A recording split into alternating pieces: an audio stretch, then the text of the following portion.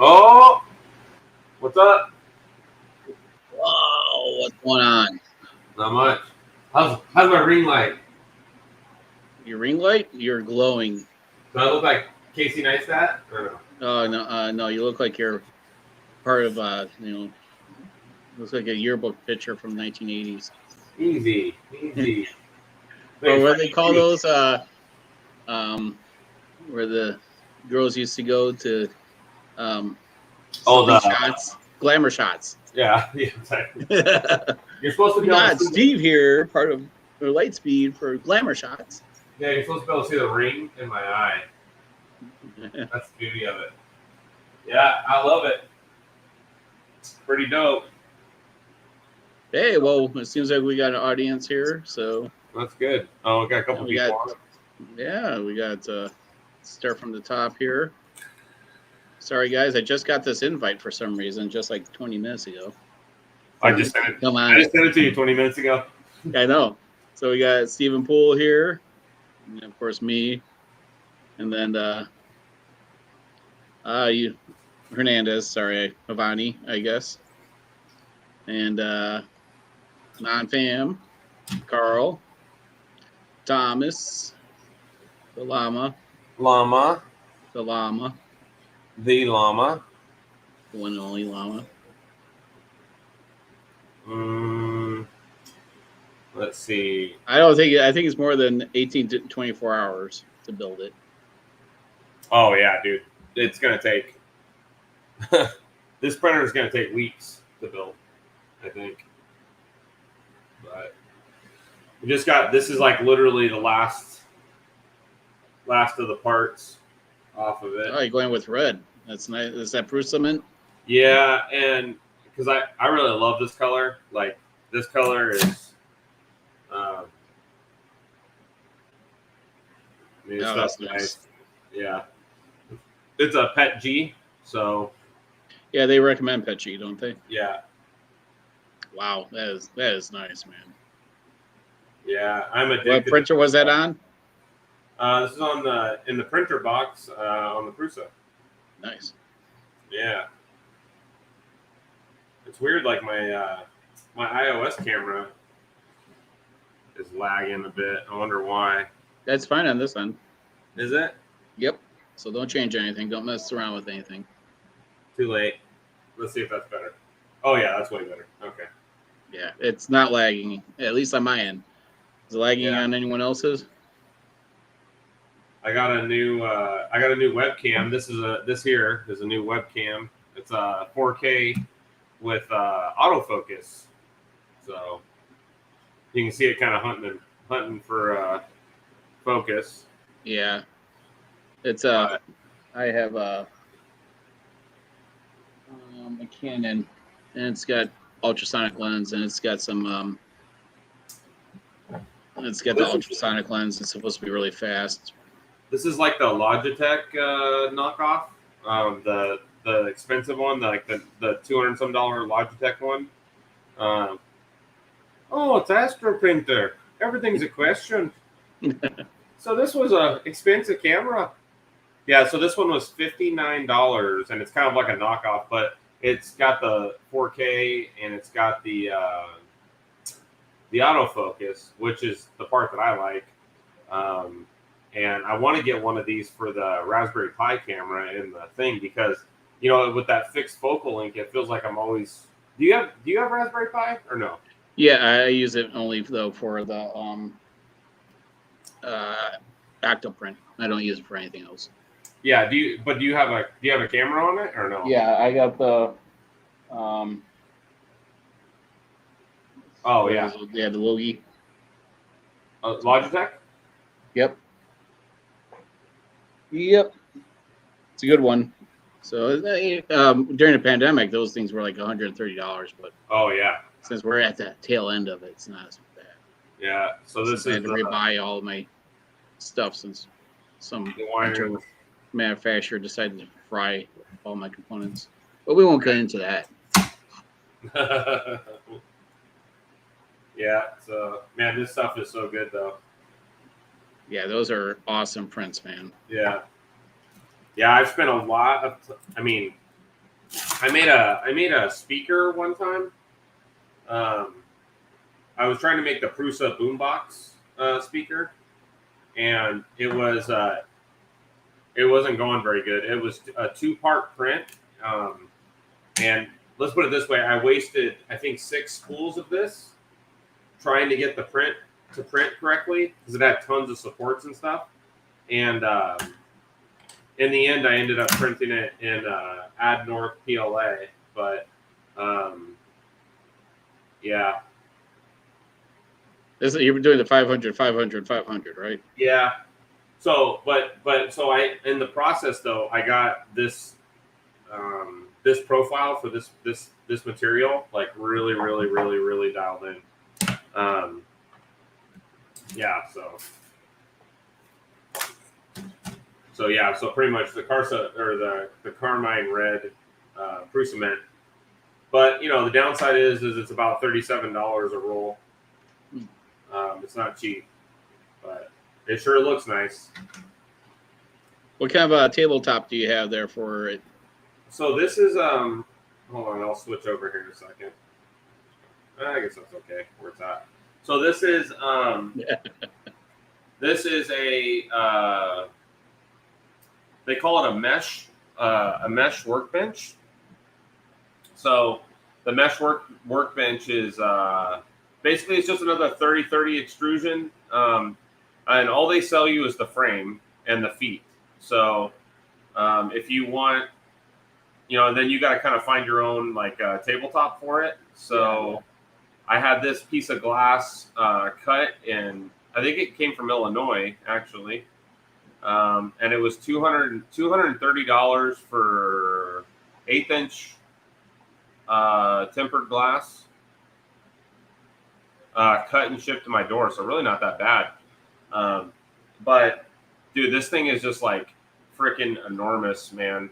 I mean, this whole printer is just massive. That looks identical to the printer cart that I made one of my first videos. Oh, really? Yeah, so I'm gonna swap sizes here. So back there in the corner, sorry, my garage is getting electrical done, but yeah, it's a printer cart that I did a long time ago, almost 2 years ago. When I bought the RatRig originally, they didn't have a cart available for it, so I was kind of like toying with the idea of what I was going to do. Obviously, this printer can't fit on a typical. It's smaller in the picture for sure, but false advertising. He called you out. Yeah. Oh, Greg from 3D Make It. Yeah, those guys have a YouTube channel too. Canadians. They're hosers. But yeah. So they, when I didn't really wrap my head around the size of this printer, to be completely honest. Like I was a little bit in the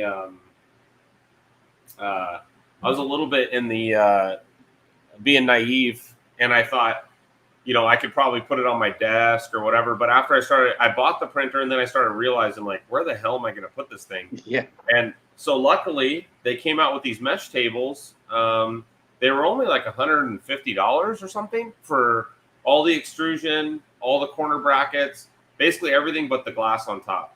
And then I started thinking, like, where am I? This COREXY, where am I going to build it?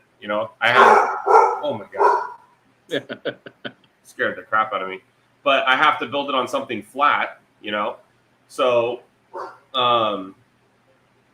this is the best I could do for flat, because I was going to build it in my kitchen originally, and this printer is sponsored by RatRig, so they expect a stream series on it. So so now you're committed. Buddy. In fact, it kind of surprised me. I thought they, all these other people like DeWitt and everybody's been streaming on this printer, so I thought maybe they kind of forgot about it, because that was like 4 months ago, and they just emailed me last week and said, "Hey, when are you going to start working on yours?" And I'm like, "Oh yeah." I had no more procrastination. It's time to get to it. Well, and the reason I didn't want to do it, I was kind of like, honestly, I was getting burned out on it. I I didn't realize this is my first time I've ever built a printer from scratch, and I didn't realize how much work it was. Just sourcing all the parts and kind of making sure you have everything, and then the size of this, trying to figure out where it's going to go. You'll notice that my Artemis is gone. That's where it used to be. Jim Edutech mentioned it during his live stream on Monday. Oh yeah. So I ended up selling it to a guy in California, and he actually flew an airplane over here and flew it home. So so that's gone. So I got kind of burned out on the whole idea of this printer because I thought, man, this printer is just ridiculous. I wish I would have got like a 300 or a 400.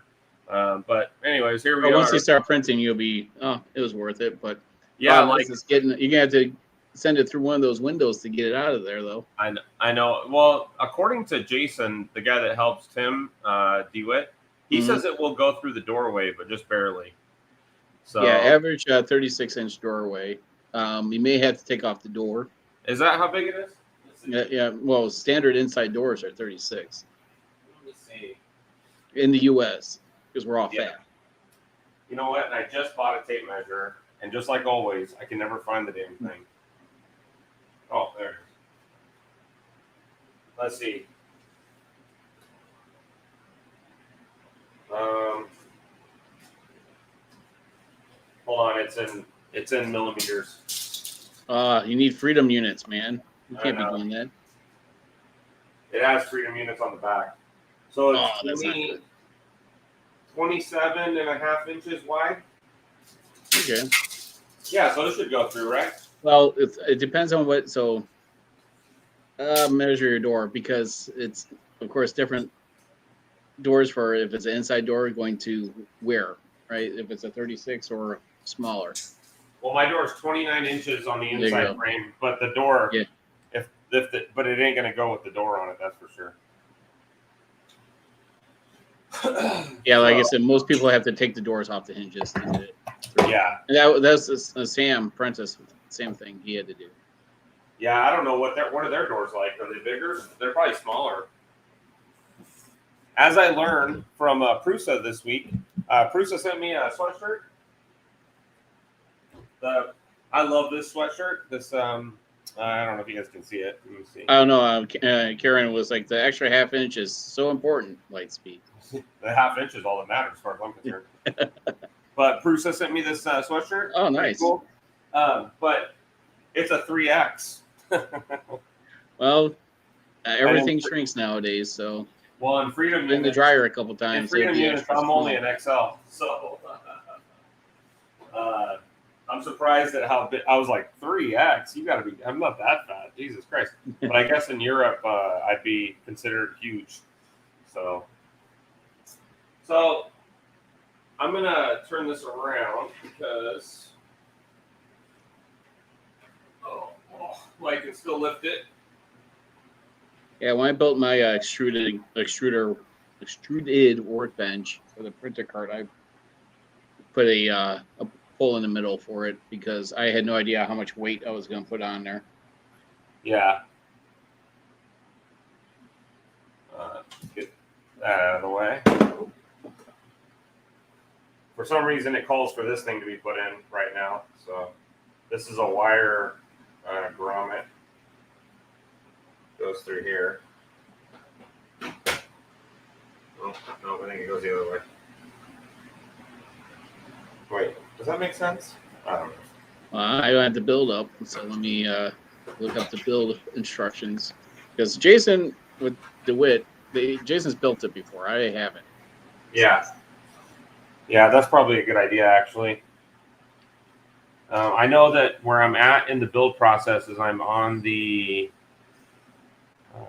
let's see. I'm on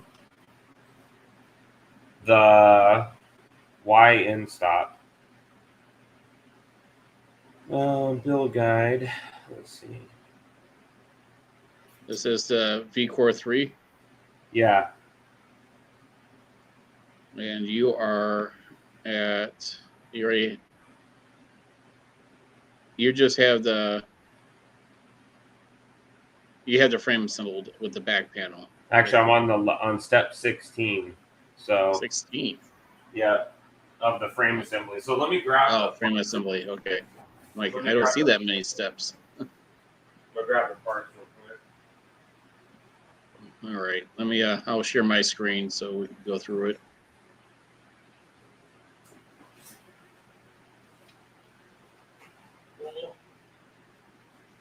All right. It's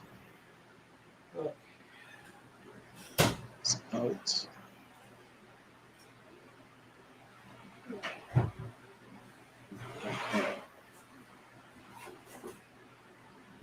Yeah, I printed. So this is also sponsored by what do you call it? Proto Pasta. Nice. But so I printed all their parts in their Proto Pasta. I printed the whole printer in Proto Pasta, and then I got concerned after talking to everybody on the groups about how the PLA won't HTPLA won't withstand the forces that are needed on these belts. So that's why I reprinted it. So it kind of sucks. I got a whole version in Protopasta, and I don't want to throw it away, so I don't know what I'm going to do with it. Yeah, I checked out your filament video today. Finally had a chance to watch it. Oh, And yeah. and that little troll of yours that he called him out as a troll, and then your battle with Chris. Oh, Chris. Yeah. So, it's always fun calling out the trolls. So. Hey, I sent Chris a link to this and told him to come troll my stream if he wants. No, he wouldn't be able to handle both of us live. Yeah, when I tell him he's wrong about everything. The guy he's very intelligent, and it's just that you cannot battle him with anything because he always thinks he's right. So, and he's, like I said, he's very intelligent, but I don't think that he's a genius, and he claims to be. Oh, does he? I know. Once he starts getting political, I turn off the channel. So he said something about 100. He's got like 126 IQ or something. it seems like anytime that I join one of his live streams, mostly on Wednesdays, right when I jump in, it's like he's always talking about the minimum wage or something. I'm like, okay, I'm off. You just lost half of your viewers when you do that stuff. So, well, you're talking about a guy that, and he'll tell you, he works he's the hardest worker of anybody, but he has no clue how business operates. I'm sorry, but running a porn shop and running a business are not the same. you always use that again. You always say that to him in the chat, and he always skips over it. It's every time. But no, running a porn shop with your sister is not the same thing as running a business. But he skipped over your comments. It's like if you're gonna, have a conversation, you meet in the middle and have a good talk about it, right? And right, he totally totally sidestepped whatever remarks you made. Oh yeah. I like Chris. Obviously I watch his streams. I always have. Yeah, I do too. Where else for bang for your buck? He's great entertainment value, if anything. Well, especially when he dropped that screw. So. Oh, dude, you would have thought that the frickin' you would have thought that the world ended because he lost.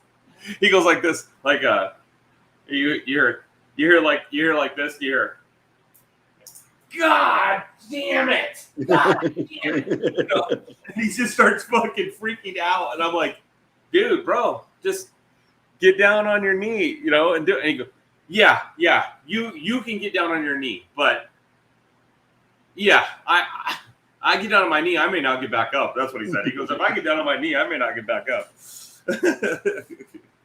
Oh, Chris. Yeah. So I have step 16 that. Oops, here.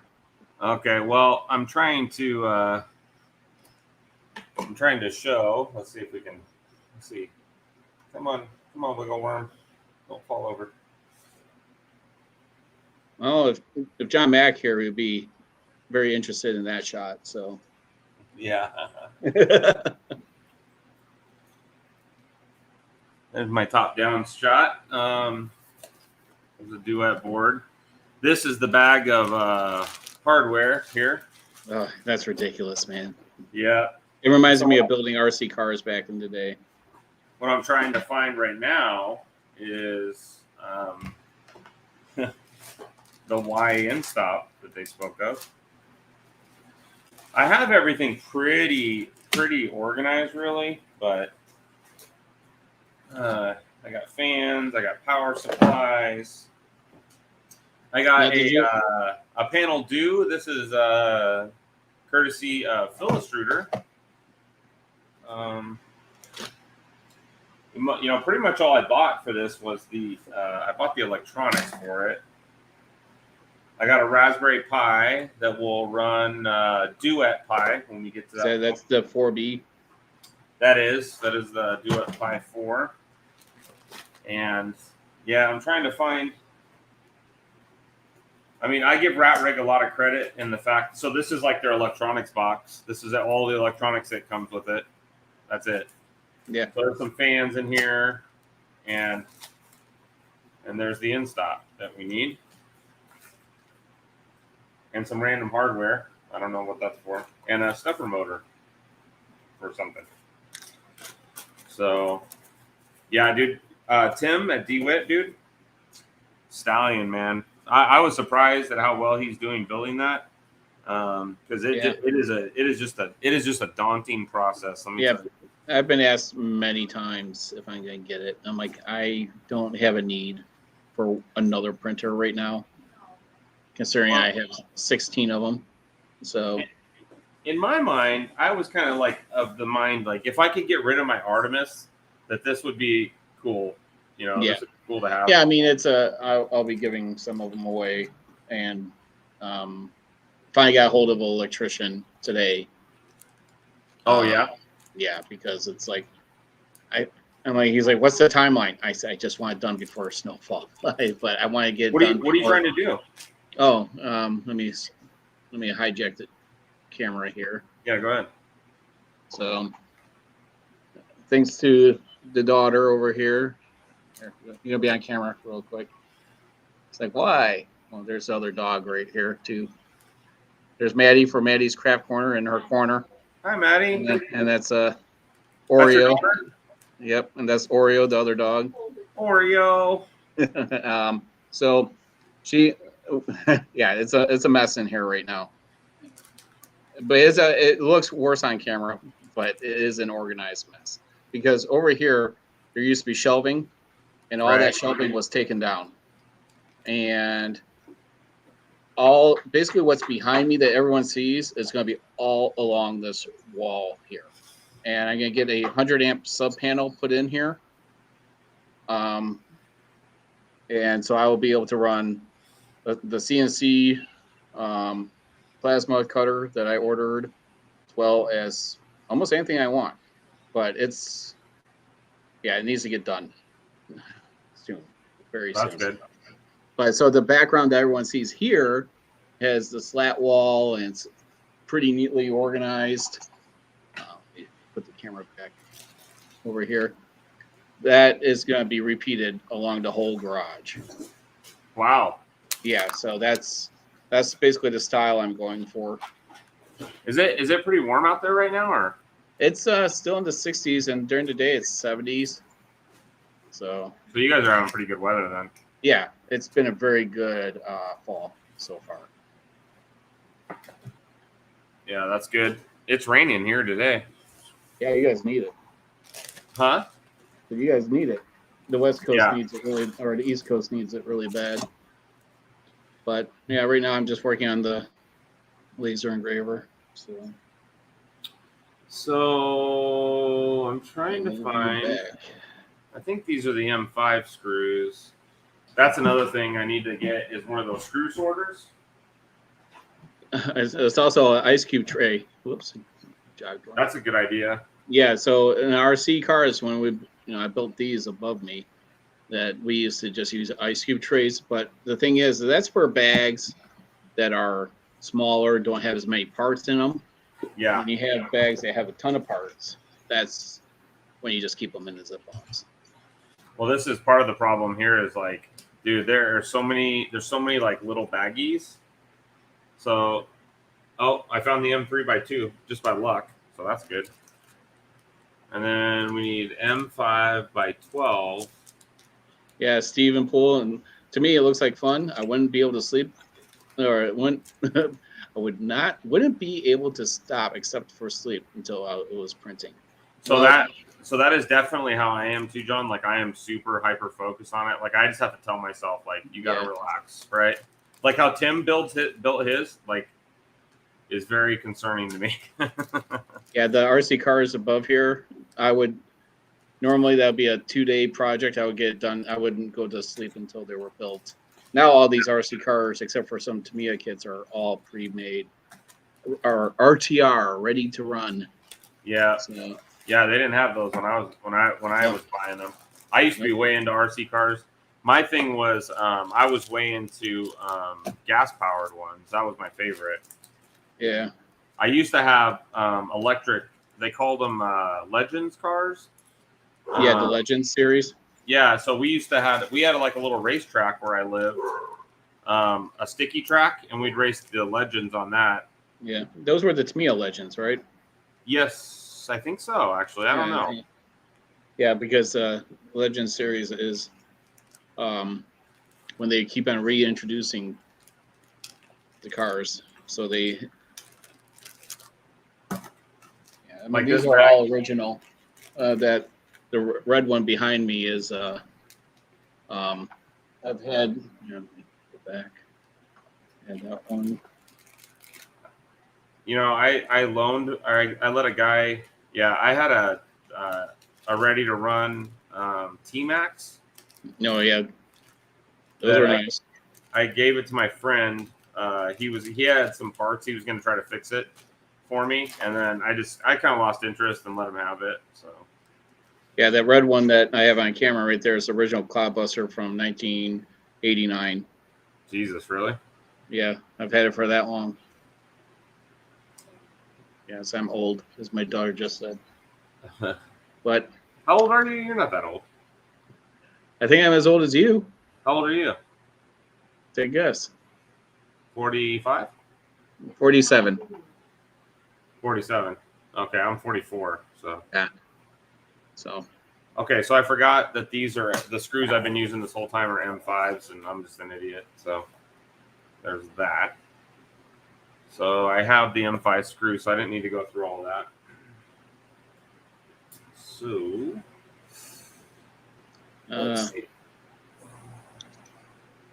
I would take a week off just to get it done. That's Astro Printer.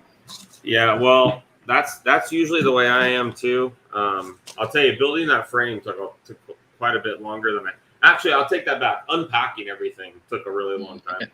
Stephen Poole, that was my dream RC truck as a kid. Oh yeah. I mean, the thing is that sat in the attic for over 10 years. And when it sat in the attic, minus the body, all the electronics, I mean, which are all dated, but everything was just disintegrated on it. The plastics are all brittle. Right now, it's just it's a shelf queen. And yeah, it's eventually I'll do a rebuild on it on the YouTube series. But I mean, there's not, believe it or not, there's not much interest in that truck, but it would just be for my own thing to do, just to get it back up and running. I did actually order an RC car for the channel, but it's been delayed by 2 months already. Have you seen those Red Cat? I think they're called Red Cat ones. Those are pretty good. I actually had an online hobbies shop, and I had my main supplier was Red Cat Racing, and up there is it's hard to get down, but it's the Monsoon. It's my 1/8 scale. Is it gas powered or electric? No, it's a dual LiPo battery. And yeah, it's I had the online hobby shop for like a year and a half, and then it kept on getting hacked. I built the whole website and everything in less than a month. Had the cart. I even had, I made the coupon codes and everything. I was having a problem with. I had a little bit of help. It was I farmed out parts of it to get done, and I said, "Hey, can you do a coupon portion, gift certificate?" And he said, "Yeah, I could try it," and he couldn't do it. And he said, "I can't figure it out." And then one weekend, I just wrenched at it for a long time, man. And then I finally figured out how to do it. And I said, "Hey, if I give you the code, can I get like your next one for free?" He's like, "Oh, absolutely." So what happened? Karen, what's that? So what ended up happening? They got hacked so many times, and it was like my brother and I's dream to have one online hobby shop, and it just the competition, like with Tower and Horizon hobbies, are just it wasn't even worth it. I was paying more out of pocket to keep it running. Right. Karen Clark, the addiction is easily avoided if the CFO has a preference for a baseball bat at Astro. So, my CFO would not do that. Now Stephen Poole wants the X-Max. He wants a what? I don't know that one. I just started watching RC videos again online. I mean, all the ones up here I erased, except for the Tamiya Celica GBR. There's one. Hand me the red one. Since we're waiting for. Yeah.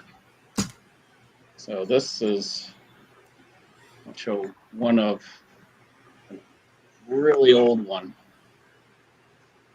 This was sitting on a shelf for a while.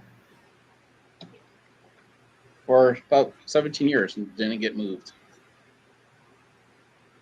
So this is, let me switch the camera. This is a Kyosho Optima original, and it has what's called Hot Tricks parts on it. Are those Japanese companies? Yeah. So this is all aluminum and fiberglass. I mean, there's almost like no scratches on the bottom. I did run it a couple times, but it's back in the day, the Optima. I don't know. I don't think this was a mid SC. I think it was just a mid. These were very expensive cars. And yeah, it was. This is chain driven. You can see the chain inside here. And yeah, I mean, this speed control was one of the cheapest ones you could buy, and that was like back in the day in late 80s, early 90s. That was like $120 speed controller, and that one that I hot wired, I would just jump the fuse so I could run a modified motor, but the motor is out on it. So yeah, this is. I mean, it was. Diffs are still nice and smooth. Hey, the next time a screw doesn't fit in a hole, remind me that I probably have the wrong screw. That'd be great. Okay. I was all drilling it out. I'm like, oh yeah, that's a little better. I'm such an idiot. I'm a no smart John. So it's the parts on this that is the most expensive, the aftermarket parts. Yeah, that's pretty cool though, dude. I'm jealous. You know, I have this I'm kind of a hoarder when it comes to certain things, but a lot of things I hate clutter, and like I had that Legends car for such a long time, and I really was kicking myself for getting rid of it because you can't. The company that made them was a company called Bowlink, and they don't exist anymore. Yeah. But oh no, he did, Tim, and dropped the part, Astro. Why isn't Astro getting on stream with us? What's up? You need to send him the link. I did. I sent it to him on. I sent it to everybody, dude. I sent it to Joel Telling. I sent it to everybody. Oh, for the StreamYard? Hell yeah. You ain't got nothing else to do. What are you doing? Drinking beer? Drinking a Guinness? Sitting by yourself and being lonely? Come on there, Liam. Let me show you how to talk like a good old-fashioned Irishman.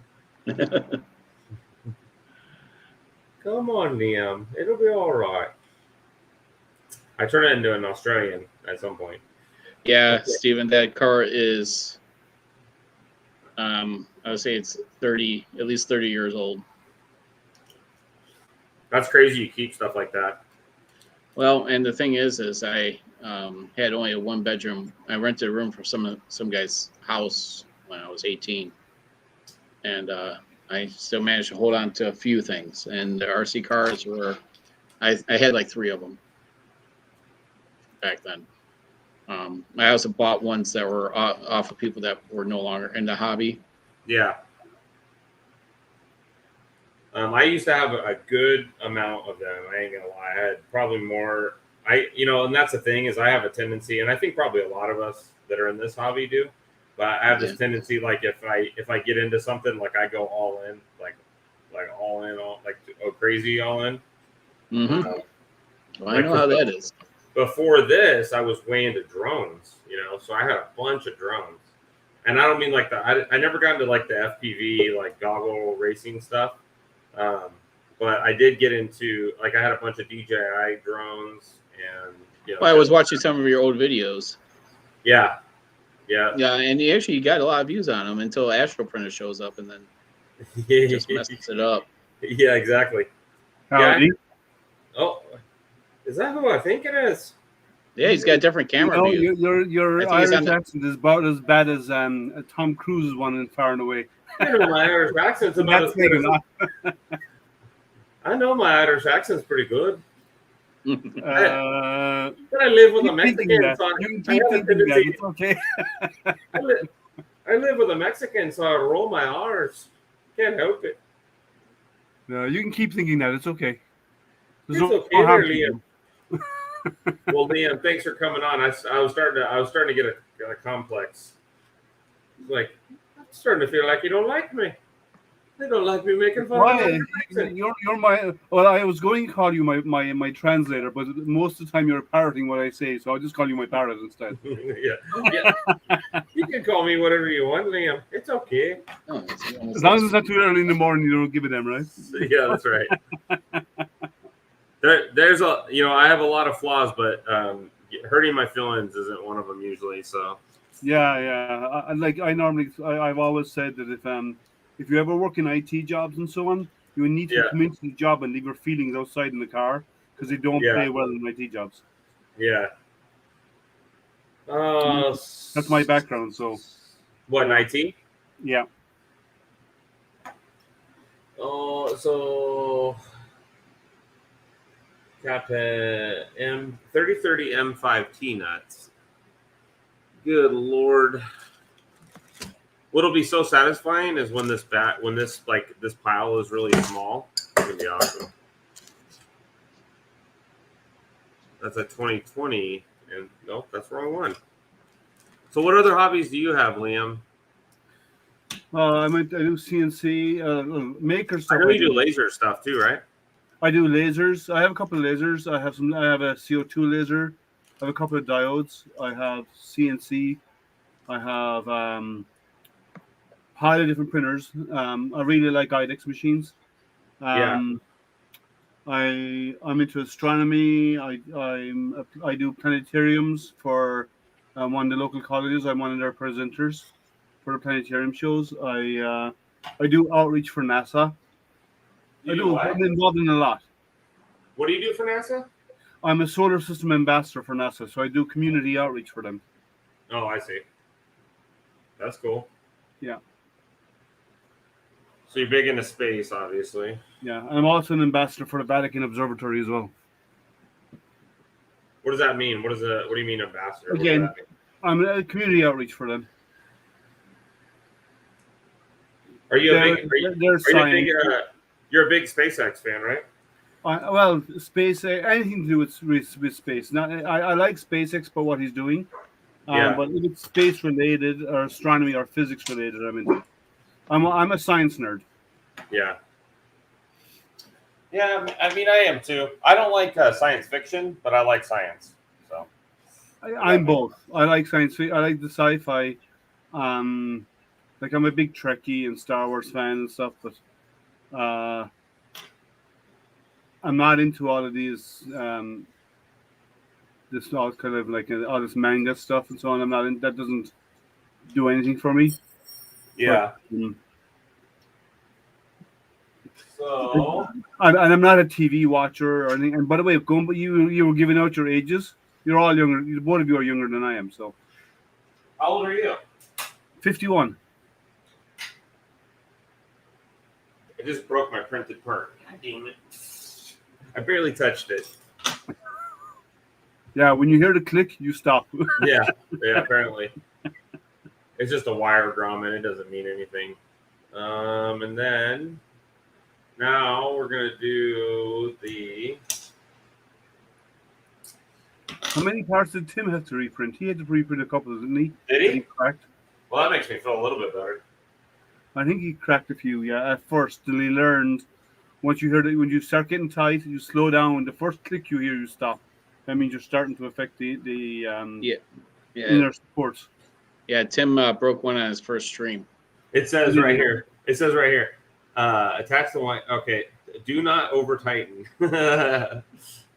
Little late, buddy. Little late. In comparison to you, Kieran, everybody's a youngling. Wow. Kieran gives it. He can take you too, though.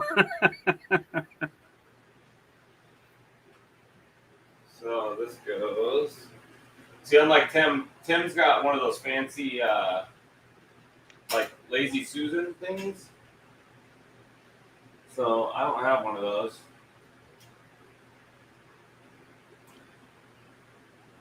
Yeah, Kieran, he might actually get, unlike Tim, he might get all of his stuff actually straight when they attach it. What did he say? He was at half one or two parts that Tim put on. They weren't on straight; they were crooked, and people were giving Tim a hard time over it. So I said, you might actually you might get them straight when you put them on.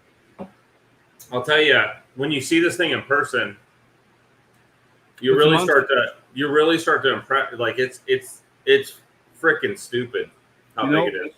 You know, by the time you get halfway through your build, you'll be hoping and wishing you either got a table with wheels or you actually put a laser underneath that. Because I'm not going to be able to keep, heave-hoing it around like that. In fact, this table would be, maybe I can show you guys. This table would be really easy to put on wheels, I mean, it's just got a little onto it, yeah. That's probably the way you should go. Oh, it's only what, 20/20 extrusion? What? The table is what, 20/20 extrusion? It's 30/30 extrusion. Oh, is it? No, not the printer, the table. Same thing, same extrusion. But that's actually a really good idea because Tim has that Lazy Susan and a ladder, and that's the way to go. Yeah. What printers do you have, Liam? I have Ender 5 Plus, CR10 Mini, JG Maker A5. I have the JG Maker Artist D, the Wido X40, the Soval SV01, the 10 log D3 Pro. What else do I have out there? I'm trying to remember them all. Just for hobby stuff, or do you sell stuff? Oh no, that's all hobby stuff. I have 20 printers.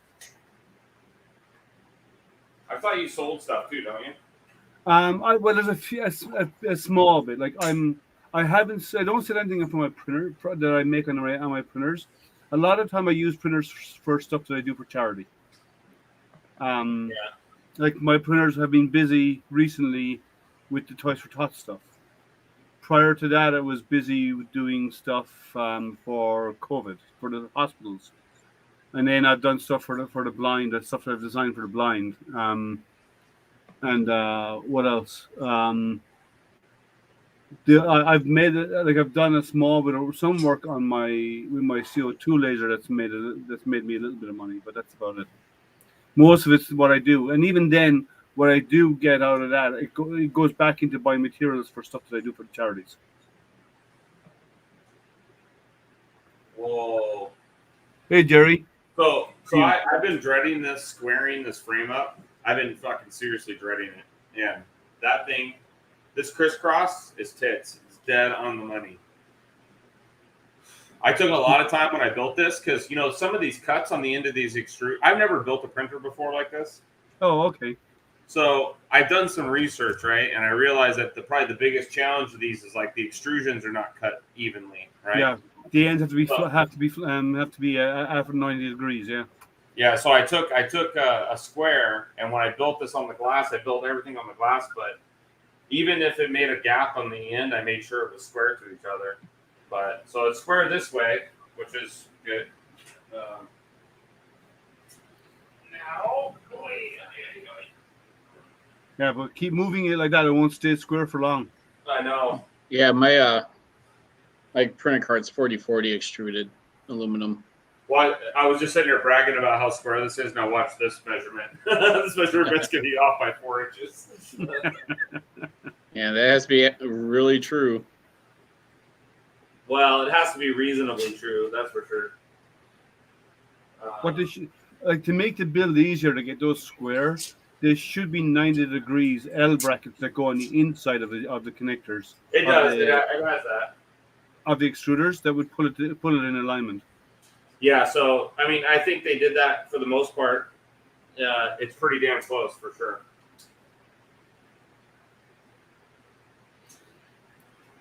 Yeah, he might be wishing he'd go to the board and zero that one. Yeah, dude, this thing's, as far as I can tell, this thing is fucking money. It's dead on money. I mean, I took all day on Sunday making a jig and zip tying it to the square so that the things were square before I bolted them down. So I took a lot of time. So it looks like it paid off. So I mean, yeah, but oh shit, sorry, rep box.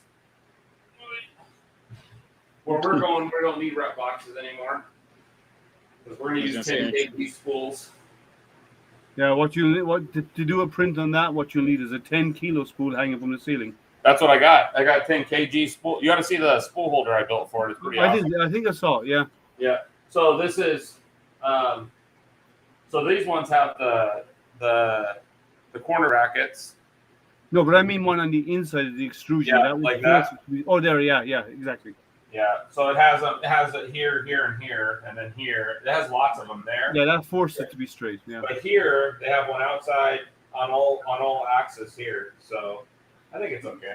Yeah, that's reinforcement. I mean, there's been a lot of people complaining about their they get to this step and their printer's all out of whack. Yeah, but you have to square it up as you go. If you don't square it up as you go, you're wasting your time. Well, I think that's what a lot of people do. And in fact, I saw one guy that was complaining about it. He built his frame in like 3 hours or something. He's like, because he said, okay, I'm starting my frame. And like 3 or 4 hours later, he's on the Facebook group going, my frame is all out of square. And it's like, you clearly did not take enough time to make sure that thing was square for sure. Yeah, there's a lot of play in those parts. I mean, people don't realize, even with all the corner brackets, it's not like what? Those corner brackets are only there to help. Yeah. Reinforce. There's a ton of slack in them, as you probably know. Yeah. And that's the whole point is, right, you're supposed to square it and then use that to snug it up. So, all right. So next step here. Jake from State Farm is here. Oh, hey. The guy that never talks. And Jared from 3DHP is here. Is he trying to come in the room or no? Nope, didn't get a beep.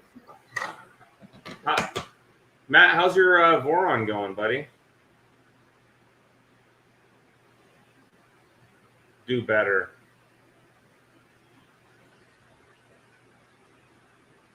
Jake was building a Voron, I think. And then he disappeared from the earth. Yeah, he just started coming back because he used to we used to be on Corelli's streams and ask a lot of questions that they couldn't answer. I've been at the Congrow a couple of times. I thought he got sued or something by State Farm.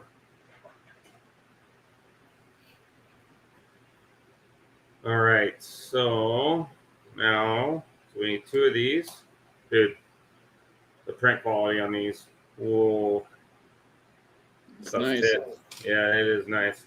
Pretty proud of that. All right. So we are on to building the XY assemblies. What material are you using? So this is PET G, Carmine Red by Prusament. It's a nice color, yeah. But yeah, it is just absolutely gorgeous stuff. What are you using? 4 walls? Yep, 4 walls and I think 50%. How much? 50. Oh, that's very high. Okay. Jake said it's holding my laundry basket. I haven't printed anything in months. He's been busy with work and stuff in life. Yeah, that's probably for the better. It wasn't really your thing. I'm just joking. I'm joking, Jake. Calm down. Kit printers are fun. He can take it. Jake can definitely take it. He's the smart ass of all smart asses. Yep. All right, prepare the left drive bases. So now we need the left and right joiner plates, which I put back in the box. I need a bigger place, guys. We've been telling you that you need a big house like Loyal has. I'm not rich like Loyal.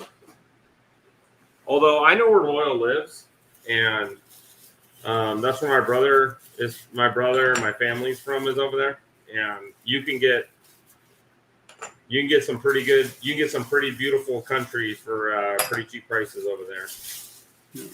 Just keep out of the valleys. Because in the range you get washed out. Yeah. Yeah, so it's like Wenatchee, Washington is where he lives, and it's a pretty it kind of looks like Arizona. It's a kind of a deserty central Washington. It's like a deserty area. But yeah. So hey John, watch that cable that's right by your laser. If it gets snagged underneath it, the laser will cut through it.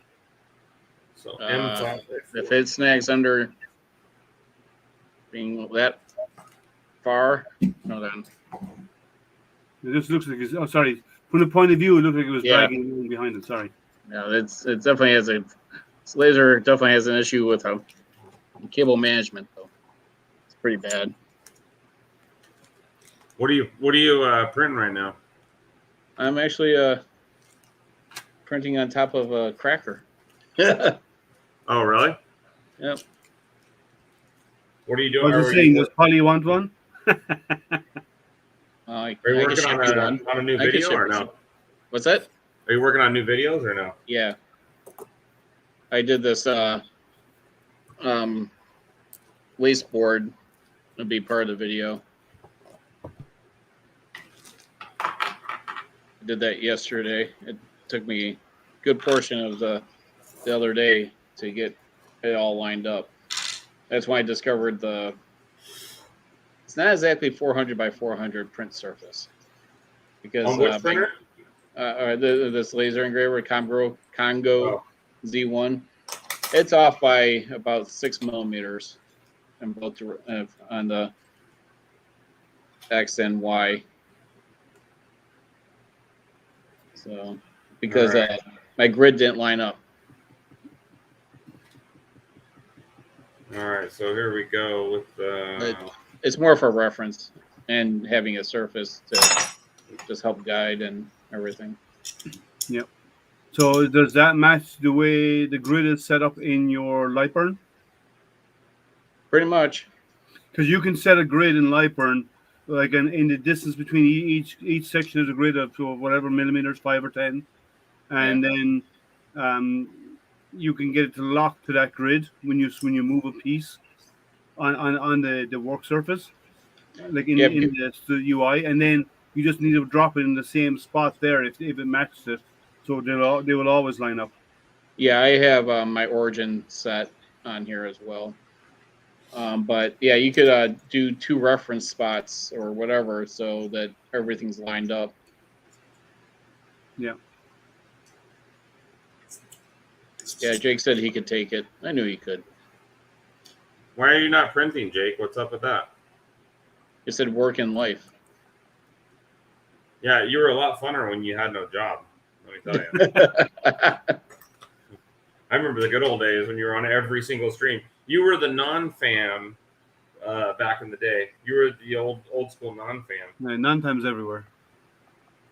Well, that used to be Jake at State Farm, but yeah, we'll be on early in the morning, trolling Creality.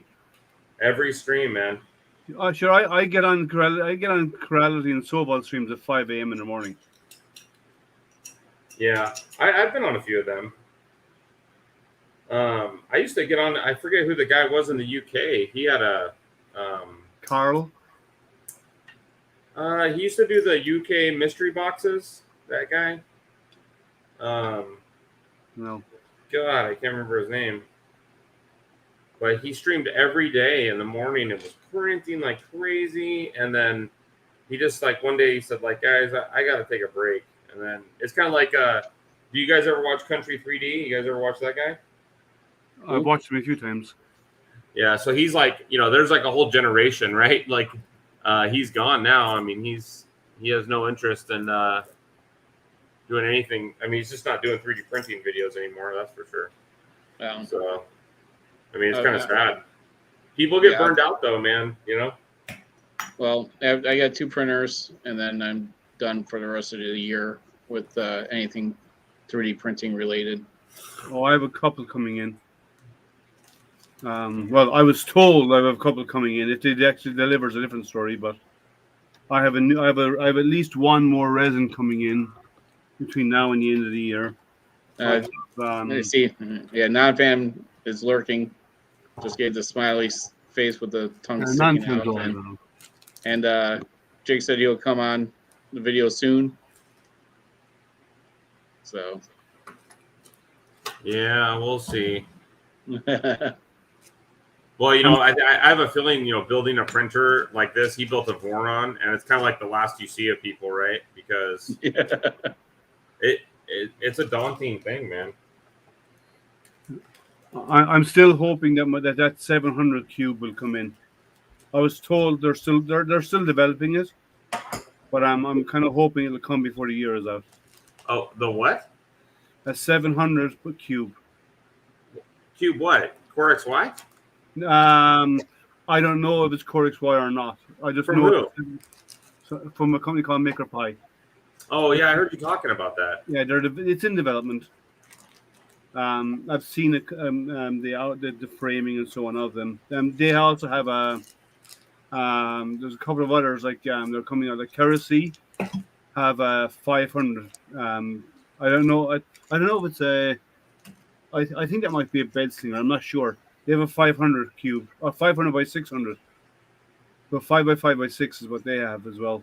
That they're about to release, or they just released. Sorry. But there's no stock in the States right now. All the stock is in China. They have it there. It's on the slow boat to here. Well, good thing they supplied a spare parts bag because I'm already missing a part, so that's not good. So Jake said that he had much inspiration to print anything since being off Twitter. No place to show off anything. Why is he not on Twitter? You got kicked off Twitter? I guess. Karen, have you been able to get a good burn through tripod? Yeah, I finally got a burn through. It took 3 passes still to do it. Well, it still looks good though. Yeah, but the problem is when you keep on doing it more and more passes, you burn more and more. That's yeah. All that biggest, brown stuff is tar. But you don't want to even try to scrape it off of there though, because this is so fragile. No, what you do is you blue tape it, and then you cut, and then you burn it. And when you're done, then you peel off the blue tape, and all the tar lands on the tape. So there's nothing. When you peel it off, you have a clean. The wood is clean. It's a bear biscuit. Cool. See? He's saying, "Can I have that?" Oh, there he goes. It's like I smelled it being cooked. No, my dog. It's chicken. Yeah, well, I'm not going to do chicken on here. I remember this is one that Tim had problems with. Tried to figure this out in the instructions. So they say left, but I think I don't know which side is left on the printer. Is that from the front or is that from the back? I think it's from your point of view from the front, if I remember correctly. Well, that's what you would think, right? Because when I look at the... Oh, I see, I think.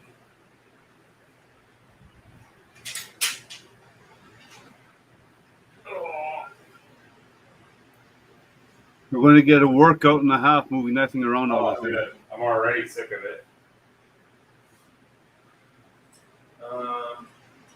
Stick the printer on the ground and turn around and put wheels on that some casters on the table. I'm just trying to see maybe what makes sense. So no. So maybe this way.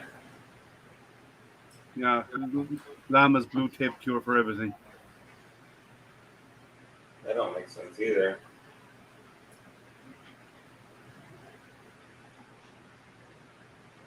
Maybe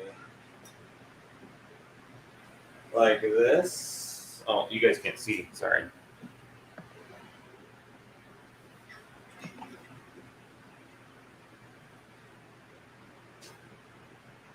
Yeah, and then because you sit the idlers and so on top of that for the your belts. I think that's the right way around.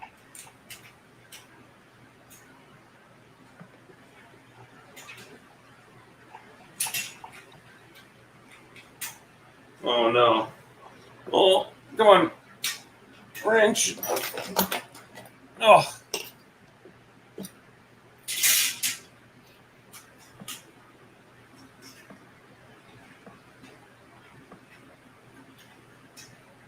Yeah, so left is looking at it from the front, I suppose. I believe so. Yeah,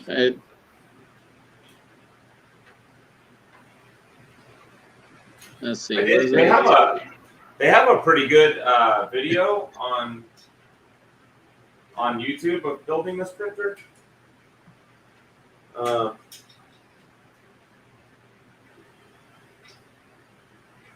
I was actually surprised. It doesn't have any like audio, but Do you have any buddies who are into bodybuilding or anything like that? no. Because it'd be funny if you got a video of you doing work on it and sped it all up, and eventually by the end of it, of all the lifting and moving of it, have your buddy come on with all the muscles. Liam, what do you mean, buddy? Yeah. Hey, Liam. Thank you for making my point. That's an Irish flag, my friend. It's a what? That's an Irish flag, my friend. What is? On my arm. I can't see your sleeves in the way. You can't see? Well, let me see. Where are we looking at? Now you're scaring me. What are we looking at? Upper corner. Yeah, see? That's my type. See that? Mm. It's a little faded. It was an 18-year-old decision, but Yeah, You're so Karen, right? yeah, Karen, plasma some chicken wings. That's Yeah, I one way can't. of I've cooking been it, man. battling some guy on the Facebook post for that Arc Droid. He's like, "Oh, you should get this the Lundmeyer. It does everything and more." And then I went under his profile. He's a machinist, and I'm like, okay, I'm not gonna battle wits with the guy, but I actually looked at the Lundmeyer before. I know what it can and cannot do. what now? It's just a CNC plasma table. Yeah, Longmire's. But they've got a good name out there, though. No, they're quality. I never said they weren't, but he's like, he didn't compare prices, and he didn't compare the size of the surface. So it just annoys me when if you're going to troll, at least do your research first, and then. Yeah, but guys who work in machine shops always think big, right? They always think big machines, big setups. They don't think stuff like for home users who don't have the space to put in an 8x4 plasma water bed, Yeah. And you need it, and you like this. It has a water bed under it, right? What for the one for the no, that doesn't. Oh, so you It's have to it's a portable unit. underneath? Let's see. Oh, this guy probably replied again. Yeah, you need to have a water bath underneath it. I built this backwards already. I'm an idiot. Welcome to the RatRig build. Yeah, no shit, right? What does Tim's sign say? How many days since a print or since a failure? Accident free. Because in the first couple of streams, he cut his hand. He cut his finger. He cut his hand. He actually cracked open his head a little bit because when he was climbing a ladder, there was a metal off stand coming out of the ceiling because he's in the basement and there's nothing covering it. And he ran his head right into it and he was bleeding from his head during the stream. Well, the first stream I saw, dude, he almost fell. He almost went ass over tea kettle right off that ladder, trying to get off the ladder. Yes. Well, we were taking bets. We were starting to make fun of him. We were starting to saying let's take bets on how many accidents we'll have on this stream. That's why he put the sign up. How many accident-free streams he's had. Poor guy. When you have friends like us, who needs enemies, right? He goes along with the fun, He's an easygoing guy to deal with. Oh my god, what am I doing wrong here? Did I just do it again? No. What did I do? I love a person that edits their original post to say I never said that. Now I put it on upside down. Jesus Christ. This is confusing. So is that a sponsor build? This is a complete sponsor build? Yeah. Nice. It wasn't fully sponsored. They only did some of it, but some of it's better than nothing. I have been actively seeking a company to build. Hold on, I gotta think and stop talking for a second. I've been totally deleted. What a jackass, man. I've been trying to find a company to do this for a long time, to build a 500 COREXY. Because up till RatRig did it, as far as I know, and Tronxy, which don't count. Nobody has done it correctly, in my opinion. This is like, at least everybody told me that this was impossible because the belts you need for a COREXY are so long that you need so much tension that you can't really do it on that COREXY. I think when you reach between 5 and 700 is when you run into is where you reach the limit. Once you go above 700, you're getting the belts way too long. I think the argument is this would be way better as a Cartesian, which is probably true.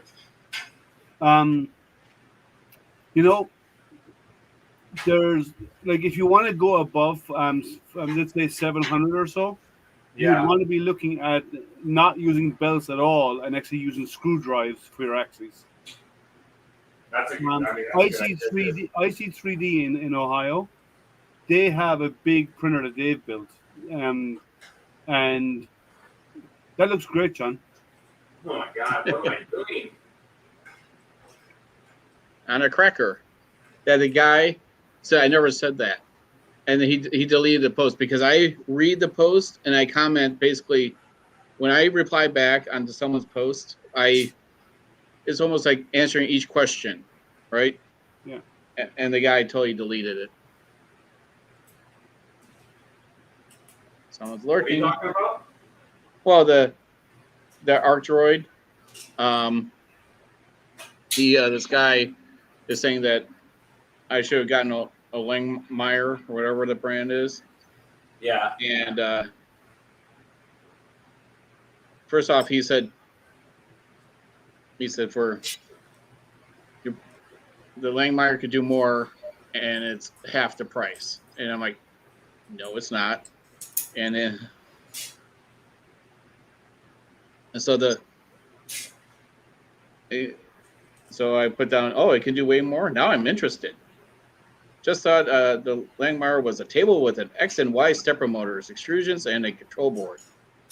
It is 2 feet by 2 feet square for $14.95 minus shipping and taxes.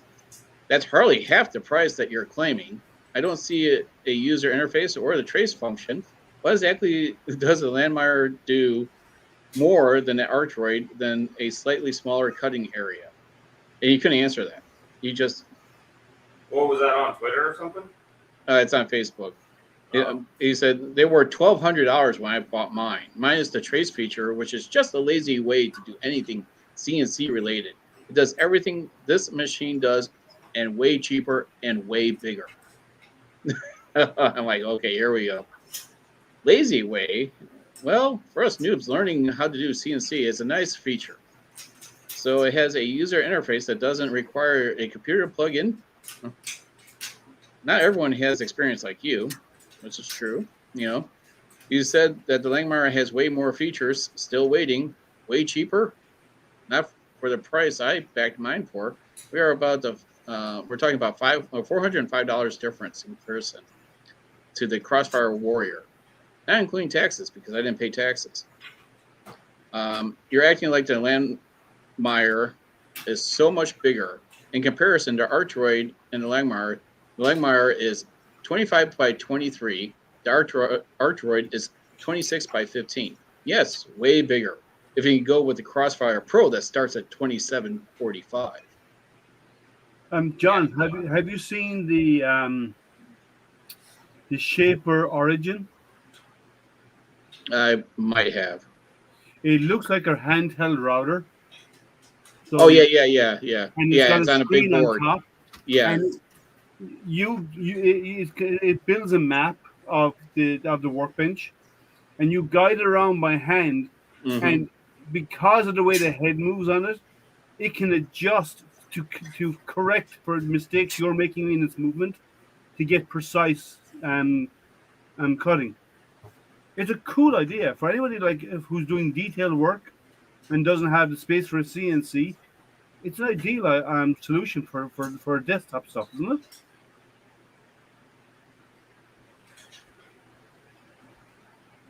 Oh no, yeah, he did delete it. It says, I said, so original post, I said I backed it, can't wait to receive it. So this guy says, you should have just got the Langmuir Crossfire, half the price, costs 3 times the size. So he's first off, he's wrong on both accounts. Yep, that's what I have. This other guy says, and I said back to him, I said, didn't know that you can use the Langmuir without a computer, and it also has a trace function. It's like, oh, you can't, but it costs. You can do way more than this can with 3 times the size.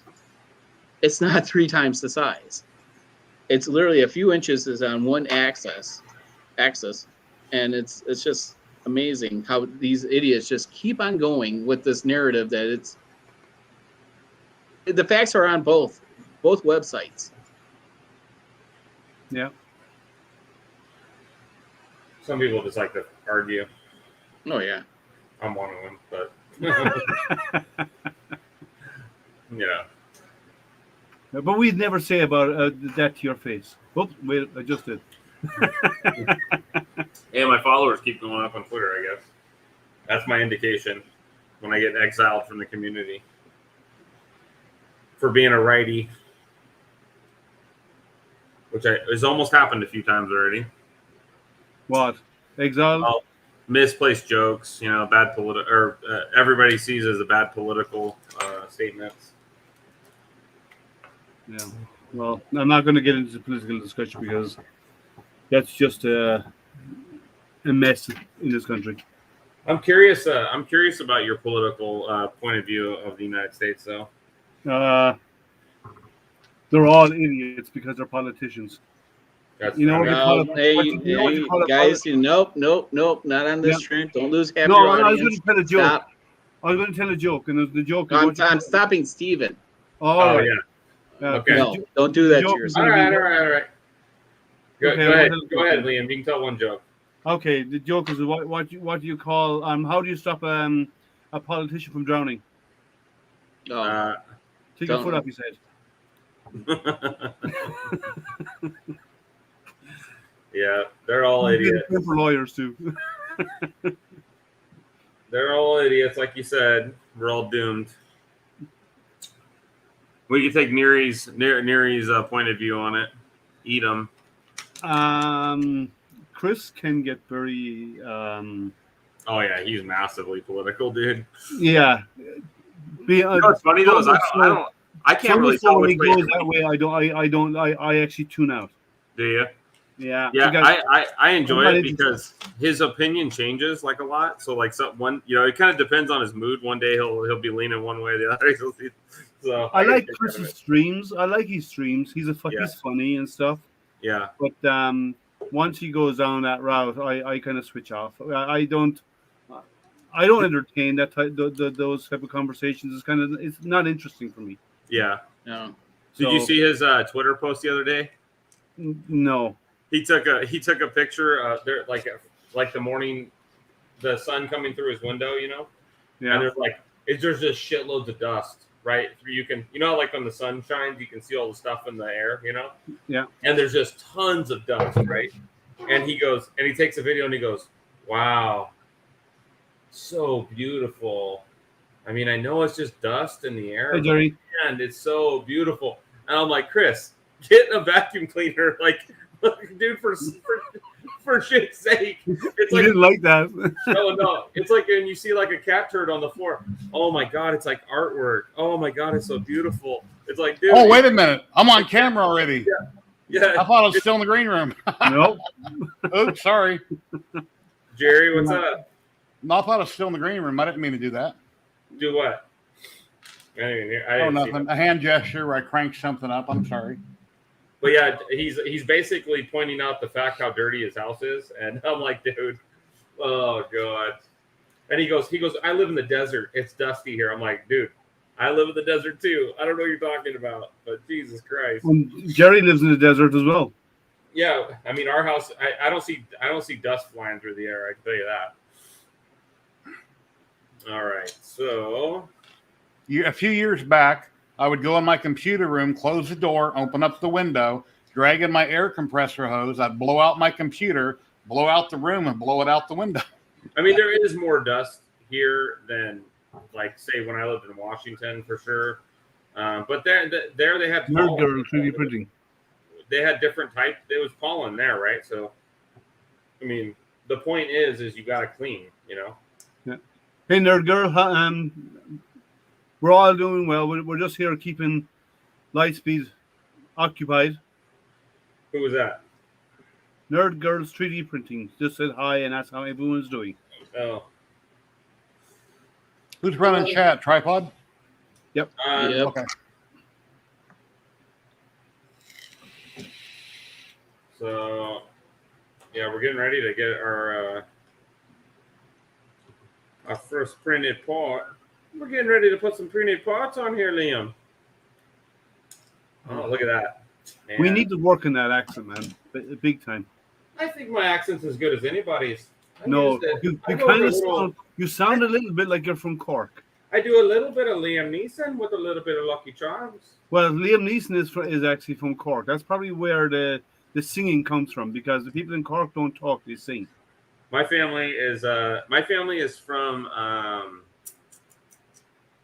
oh geez, it's on the east or on the west coast. God dang it, I can't think of where the Kelly Castle. Northwest or southwest? It's right in the middle. Donegal.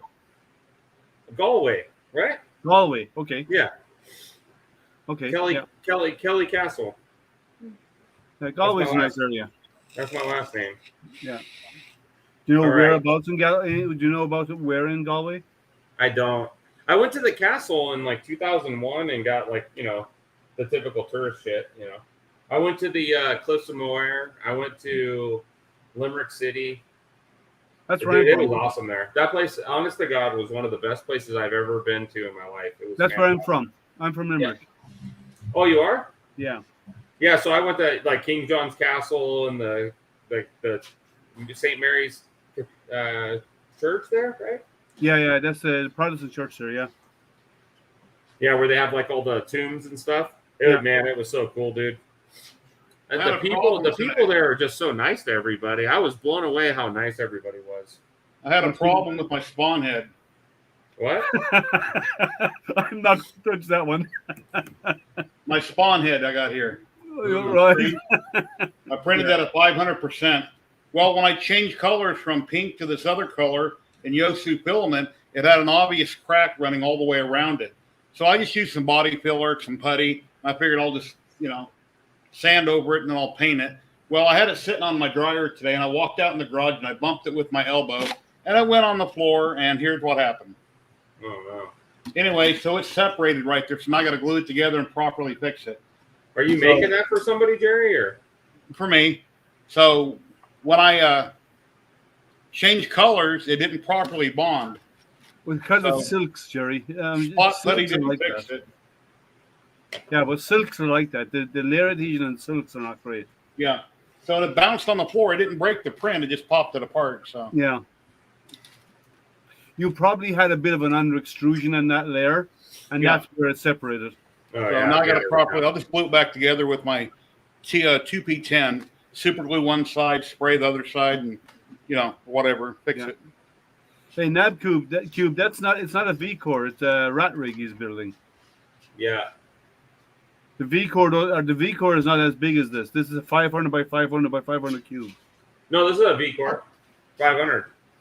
Do they have they come out with the 500? I didn't see that. Yeah. This is a V-Core 500. Yeah.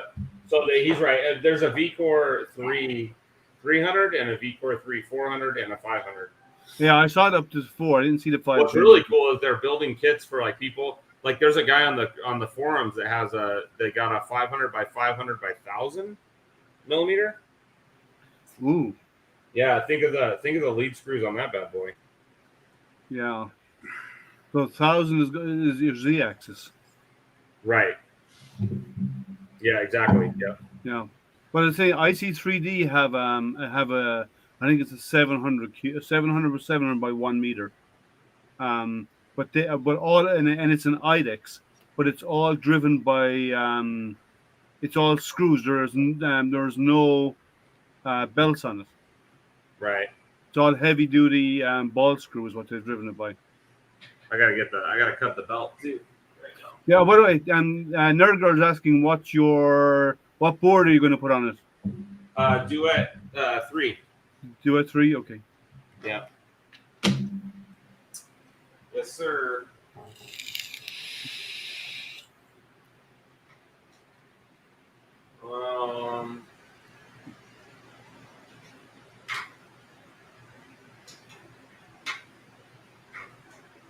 I'll stay on for a small while more because I'm up at 5 a.m. and that's in 6 hours' time. Brandy came out in the garage a bit ago and she said, "Are you going to be out here all day?" Yeah, for the last 2 days I've been in the garage all day instead of the hobby room. So what? Now I need to clean the garage up. So now that I'm streaming, I had a reason to work on the garage. Uh-huh.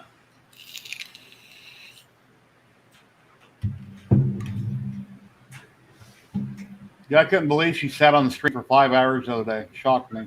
Yeah, she did. She said she hung out with us. Another Somebody Tim do a moment. Nerees. God damn it! It's the one place I don't like going, on the floor. God damn it! That's because he hasn't got a vacuum cleaner.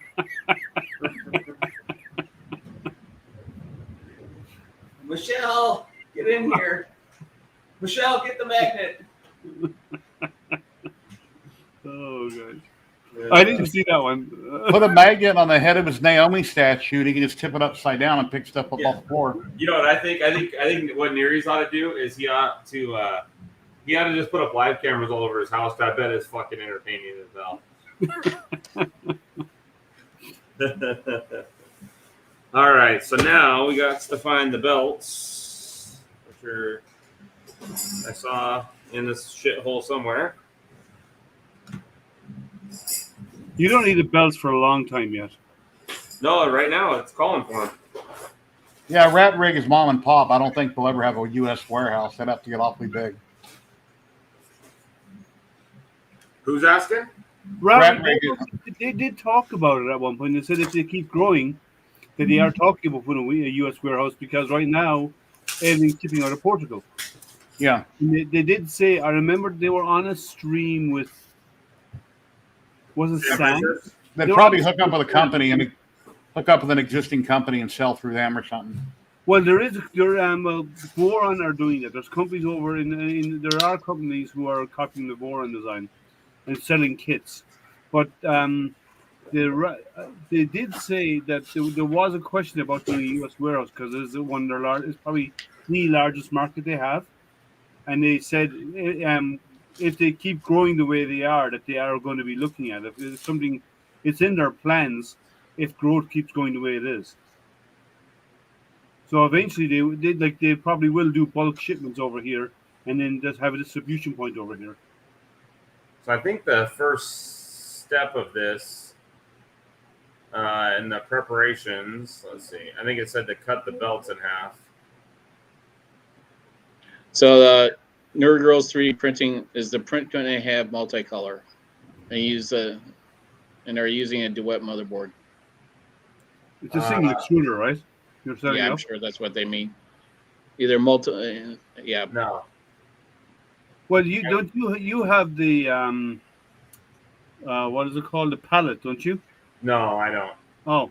And I don't really want one, to be honest. I had an MMU, I just got rid of it. So seems like they had nothing but problems. yeah, I had an MMU. I had a lot of success with the MMU, but it's just not my thing, man. It just takes up too much filament, you know. No, I didn't hear about a guy who had it lost by DHL, but then it's covered by insurance.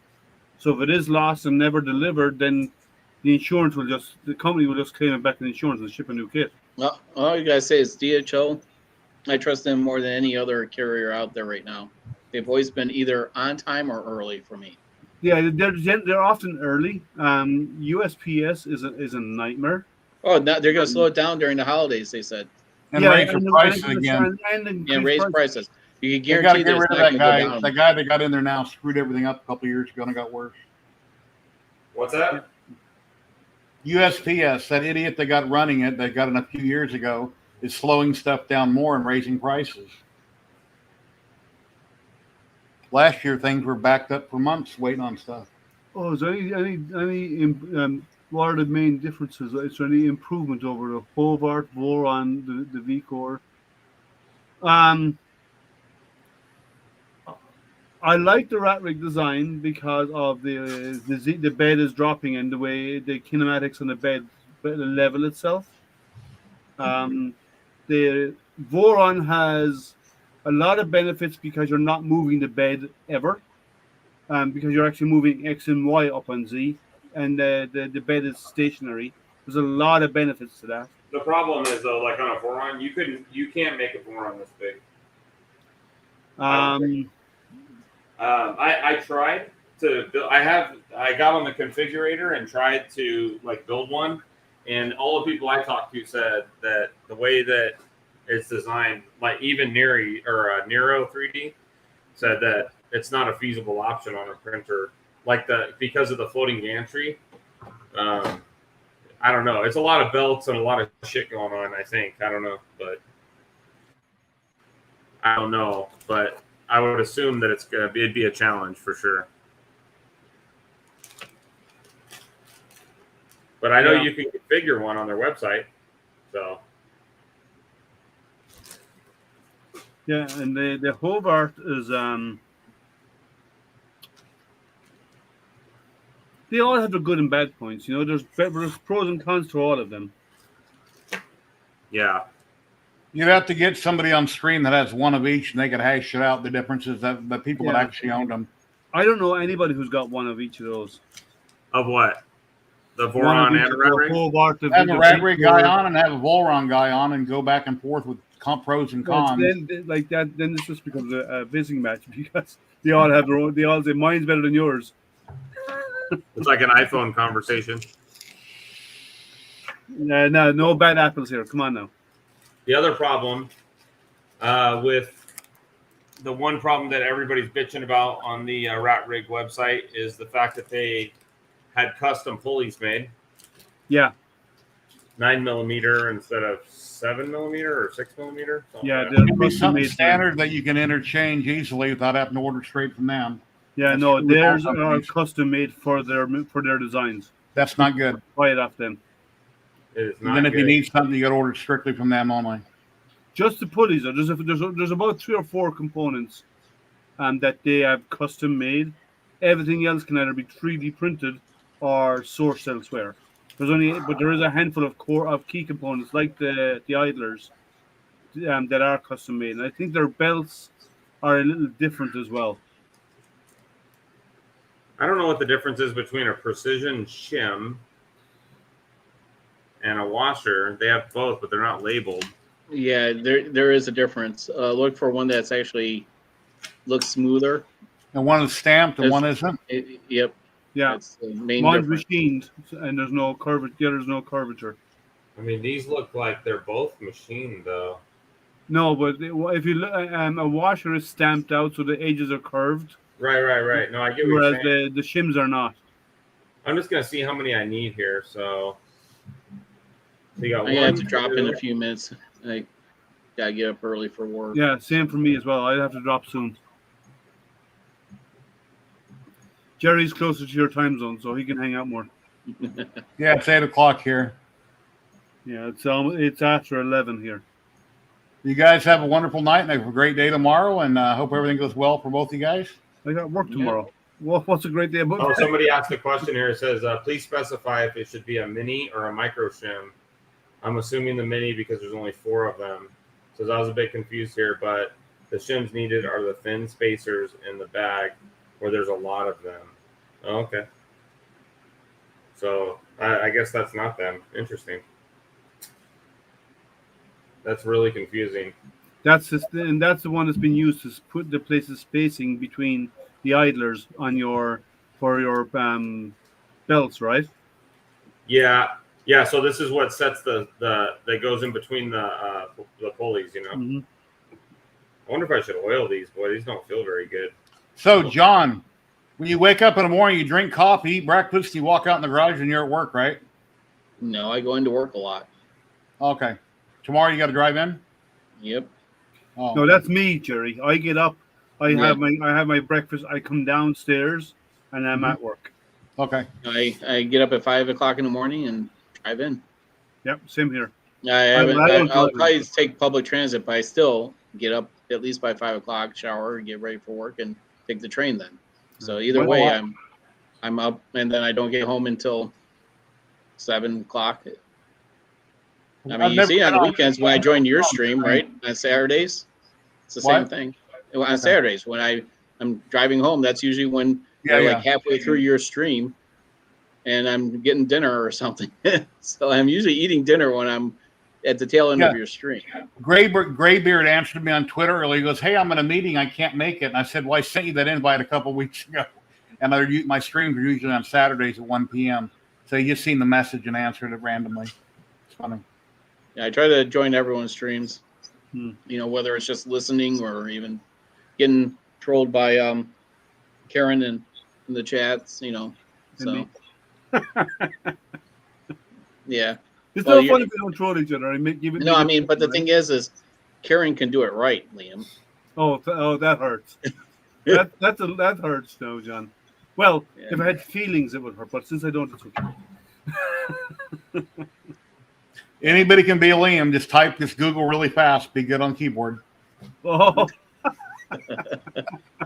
Wow. No. See, he just asked Siri or Alexa or Google. I have no Amazon devices here. No, thank you. You notice that the accent's kind of similar to those devices, right? Sorry, I didn't get that. I said the accent of Liam is kind of similar to the Google, Alexa, and Siri apps. So when you say, "Hey Google," it's actually me responding. No, it's you asking the question for them. Sorry, my Google Home just responded. Ike used to be a lot smarter. He's been slipping lately. Last few streams, he slipped here and there. Kind of surprised me. Getting old, Jerry. I think so. I think it might be something. It happens. Wednesdays are my worst days for work. Usually, it's my overload days of stuff. Yeah, no, mine are days that end with the letter Y. No, but I have any day of the week. That's that. Yeah, that's what I mean. Days So, that end Liam, with the letter Y. Before you leave, Liam, be sure to plug your channel for tomorrow night. Oh yeah, I have a hangout tomorrow night, Astropreneur, 7 p.m. U.S. Eastern. Find me on YouTube, just youtube.com/Astropreneur. That's my channel. And so I start at 7. Jerry's off and under. John's off and under. Sometimes Lightspeed drops in. Sometimes. Now, he might feel guilty now because I'm here tonight, so he might actually join mine. I'll be there. I was waiting for you to come on my stream, so there you go. Okay. Well, Nerd Girl is asking, have any of you seen the new hot end that are coming at the same point? Which there's lots of them like that, but EVD have a new one coming out, and other companies have had new hot ends coming out as well.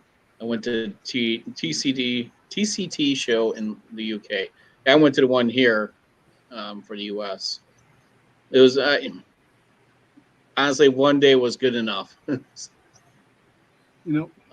yeah, I mean, I had to look up that one for EVD for theirs, but there's many of them that have, multiple extrusions or extruders that are going into one hot end, and it's just a matter of you want that big purge block or not for the multiple colors. I mean, I think they need to consider moving more toward pellet extrusions, because I know a pellet extruder is heavy, but with a pellet extruder, you have the ability to actually recycle raw material back into the printer as well.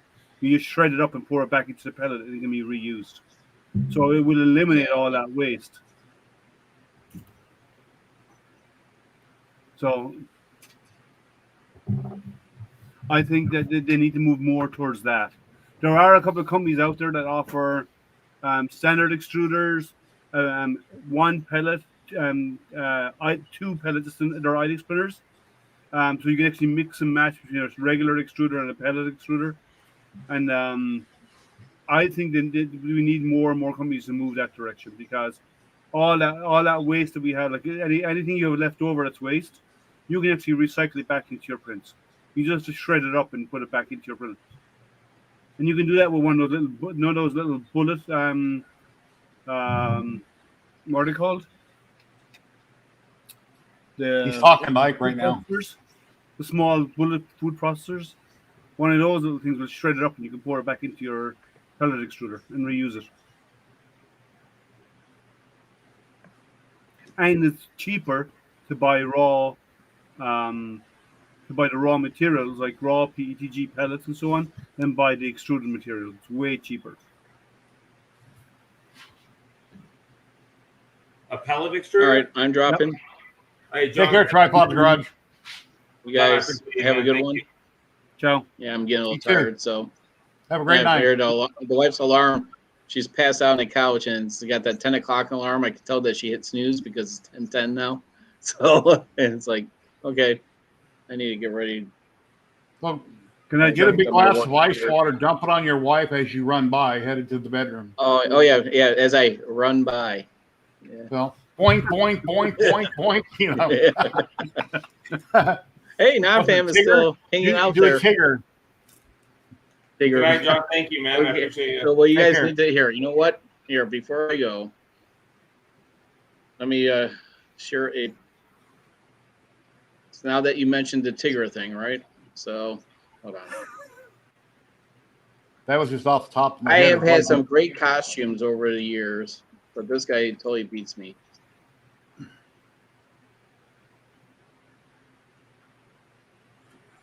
All right. Let me share my screen here.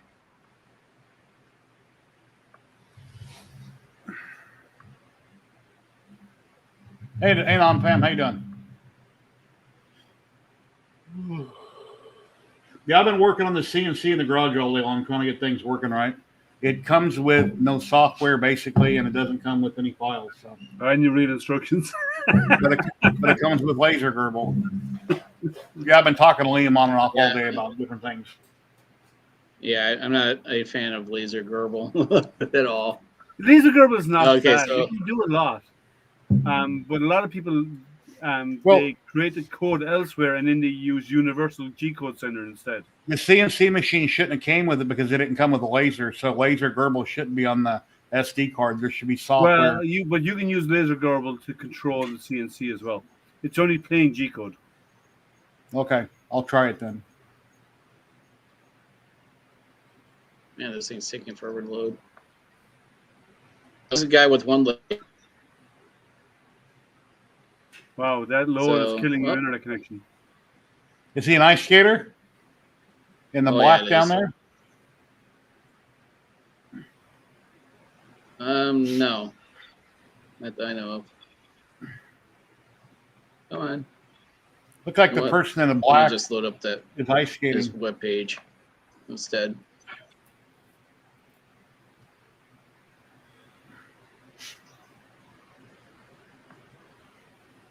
Wow. John, you need to feed the gerbil that's There's, actually again running your internet. It's a Website. Congo 3018 CNC. Small one they came out with not too long ago.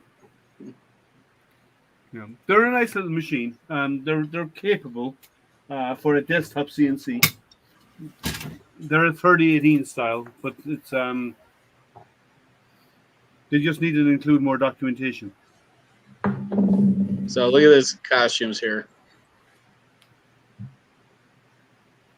Oh, that's cool. Okay, look at the flamingo. He painted his crutches pink. This is That's pink. his leg up in the air. The genie lamp.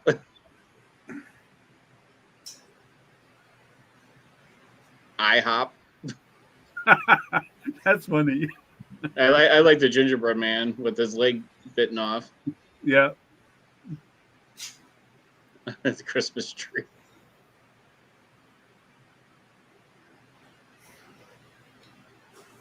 The goalpost.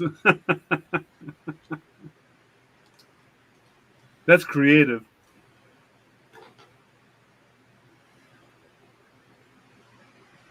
Yeah. The foosball player. Well, if you took off your shirt, took off your hat, put your hands to your side, you kind of look like an Oscar Mayer wiener, John. Yeah,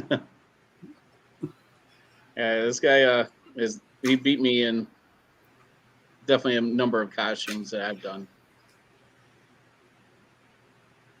Cool. All right. With that, Take since care, it's, sir. you know, Everybody go check Halloween out month- John's channel, Tripod's Garage. Great Thank you, channel. brother. Like, subscribe, and share. Yes. Cross those T's Later. and dot those I's. Wait, I got one T, one I. Yep, that's all. All right. So I'll catch you guys later. Take care.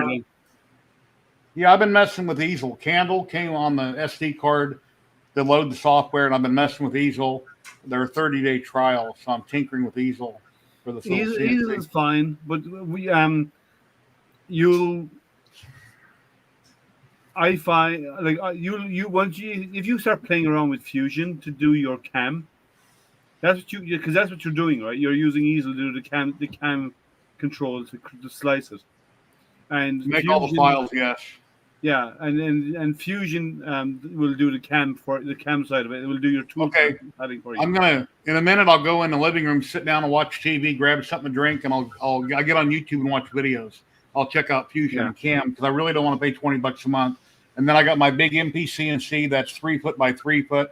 It's like 6 inches off the table. I built over a year ago, and that's not up and running yet. So if I'm going to be doing stuff in the garage, I need to find some software that's easy to use and it doesn't cost me an arm and leg. Well, Fusion is free for your tool pathing.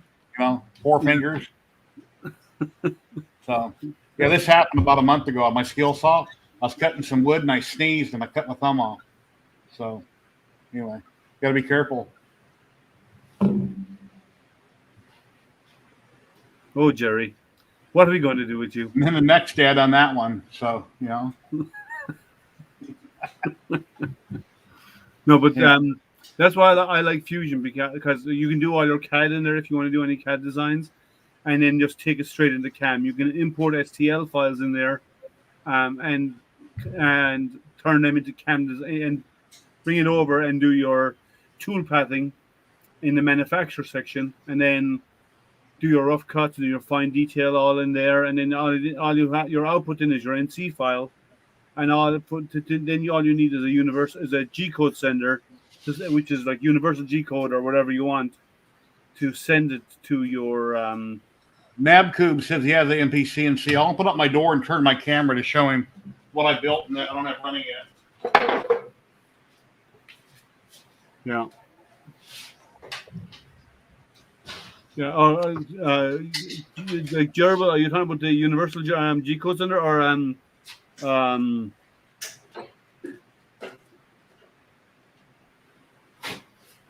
It's not hard. It's just learning the nuances of the different technologies. There's mine there. I got a Makita router on it for a spindle. I'm changing out the board I put on it. I went and bought another board, a little cheap board, which actually very, very inexpensive. And this is what I'm going to put on it right here. I put that on a DIY laser, and I'm going to put that on my big CNC. So anyway, it's all. I'm using conduit for pipe. I couldn't find any stainless steel here in Vegas at the time, and all my printed parts are not PLA; they're PETG. So it's 3 foot by 3 foot, like 6 inches up. How well it's going to work? Is it going to be rigid? I have no idea because I don't have it running yet. Yeah, but once you get the board in, it should be easy enough to get it up and running. Yeah, I hope. The only thing you'll have to do is manually control your spindle speeds. Yeah, that guy up top there, Liam, his Facebook are going ding, ding, ding, ding, ding. I'll be hitting him up messages while he's working. Well, we got you working, didn't we?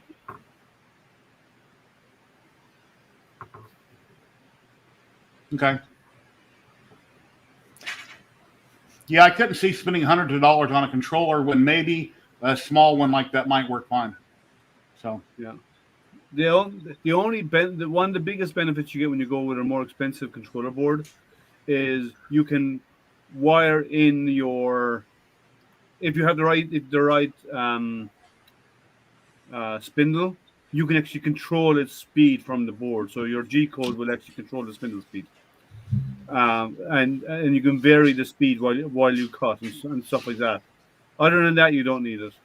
I don't know if that relay will do that or not, but that's only power on and off. That won't control speeds. Okay, well, if not, it's got a knob. I can just flip it on the side. How high I want it to run. Yeah. So, and in all fairness, the 32-bit board for the CNC, and it's great, but you don't really need it because who's going to hear the stepper scream at you over the speed, the noise of the spindle anyway? It's 1.25 horsepower Makita router, and yeah, it'll be screaming loud. Yeah. Yeah, so you don't care about the board that's in it, about how noisy the board is. When I do the video, hopefully, I want to get the video done today, but I'm not done making stuff. I'm still trying to find programs that work properly with this Congo CNC. I'll take my phone out and I'll check the decibels on it. I'll run my skill saw, I'll run a shot vac. That way people have a comparison of how loud it is. Because with most things, you need to wear earplugs or ear protection because they're too loud and they will damage your ears over time. So this wasn't that bad, but where the noise really comes in is when you're actually cutting the material and it starts screaming. So, But the NEMA 17, okay, but there are spindles out there. There are some spindles out there that run almost silent, but they're water cooled or something like that. Zach has one. What's his last name? Zach. He used to hang out in your street, Jerry, with a big beard. oh, Zach, I don't know what his last name is. Yeah, I can't remember his last name, but he's got one, and when his is running, you can't hear it, but it is water cooled. And though they do cost a lot more, but that you get pretty much a silent spindle, and the only noise you'll hear is as it works its way through material, which is not that noisy. Hey, coming, Lightspeed. I just got the left side XY pulleys and belts in. So both belts are in. The way it works, though, is it like captures the belts Yeah. on the pulley. So you have to get it right the first time. I'll show you, hopefully. You can see the loop. So the motor goes right here from underneath. And then you basically put the pulley up between it. And then you pull the belts tight. To capture around the Like stepper. this. Yeah. You pull the belt tight, and it'll pull itself around the thing. It's a cool design. I think it's unnecessarily complicated, but I mean, My Hypercube Evolution, they come in from behind the hot end, and they're harder than hell to tension. yeah, And then you snip off the excess so that when it travels, it doesn't hit the side. But then if you cut off too much, you got to retension it. You got to try to get in there and bite them with needle nose pliers, pull them tight and tension. And it's dumb. It's really stupid. Well, this has a belt tensioner on it. it does. Yes, it does. You get them well snug, and then you cut them and you clamp them, and then you have a bolt you tighten, and that pulls the belt to get more tension on it. Right. Maybe about an inch or so travel. I have a K40 in the house, and I have two diode lasers, both from Comgro. One is their Comgo they came out with, which is like an Auteur. I got that 3 or 4 weeks ago. And then I also had bought their 5-watt head, and I put on a DIY diode laser. So I have those two, and then I have the K40. And then Liam up above has a K40 and a bunch of diodes. Yeah. Yeah. And he's got a lot more burning and stuff than I have. I think I got too many hobbies, too many projects. Yeah, I've done a lot of stuff with lasers, and not only diode lasers, but I have other lasers as well, but not for maker stuff. But so I like to talk about the physics of how the lasers operate and stuff, because I get the math of it all. So When it comes to resin printing or FDM prints, I've done hundreds and hundreds and hundreds of FDM and resin prints. yeah. Boy, this thing's got some beefy stepper motors on it. Okay, well, 7-watt is for a single diode. 7-watt is the maximum output you can get on a single diode. You can't be in those spectrum. You can't do it. You can't get higher.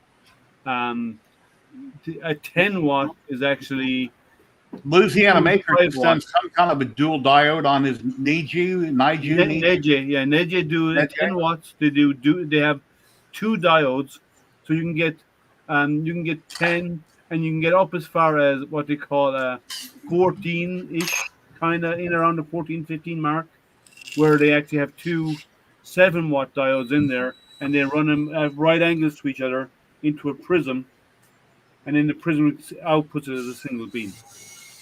That's how they get the higher output, because light is additive energy, unlike other stuff like color and so on is subtractive. Light is additive.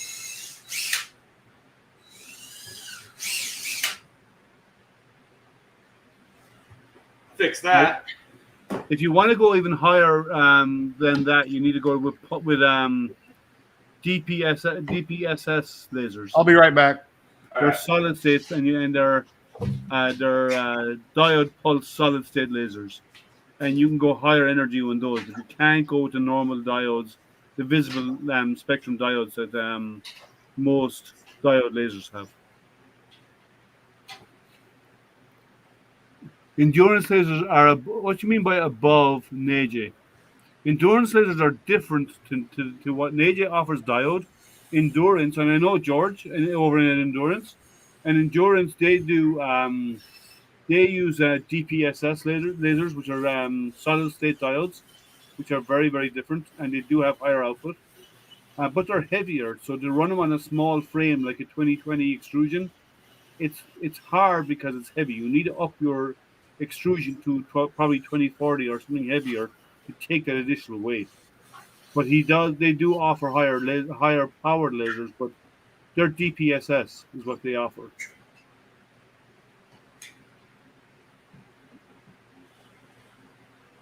Oh, what time do you gotta get up in the morning, Liam? I'll be getting out of bed in about 5.5 hours. 5.5 hours. Yeah, 5 a.m. I get out of bed. I'm Eastern time zone, so it's 11:30 almost for me. I know lasers, and lasers are one of the many things that I because lasers is light is physics. I'm a science nerd. Physics is easy, though. Hey, Lamalu.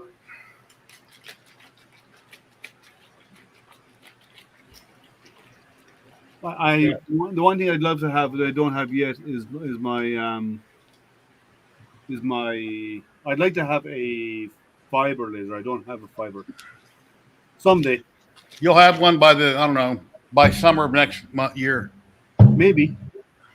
I know a couple of companies who are in diodes or are looking to go towards fiber at some point. So maybe. Yeah, Kieran's out working. It's 5 a.m. for him. Yeah, but you're working at home today, I assume. It's like me tomorrow morning at 5 o'clock. Yeah, I'll be checking email at 5 a.m. tomorrow morning. I work at home every day. Every day is Saturday for me. Don't you hate that? Sorry, could you say it again? I said, don't you hate that? I said every day is Saturday. Hey, every day for me is Monday. I just don't. I'm just trying to imagine myself not having anything to do, and I just don't know if I can do that. And people in Australia spell the word the, T-E-H. It's not a typo. That's how they spell the. Okay. Isn't that how we spell it too? T-H-E is how we spell it. It's not. It's a typo. No, he's done it forever. It's still a typo. I used to think it was a typo, and he just spells it different. Kieran, let us know. He will. I'm sure he heard. Of course, he heard me. Yeah, I'm the same. I'm always modding. I'm always playing around with stuff. Even though I work in IT, well, my background is IT. I like the hands-on stuff. I build tables and I do all that kind of stuff. So, no, it's not a typo. You've been doing it forever. See, I told you. You're not dyslexic. You don't hit the button. He's only dyslexic when he's typing the word there.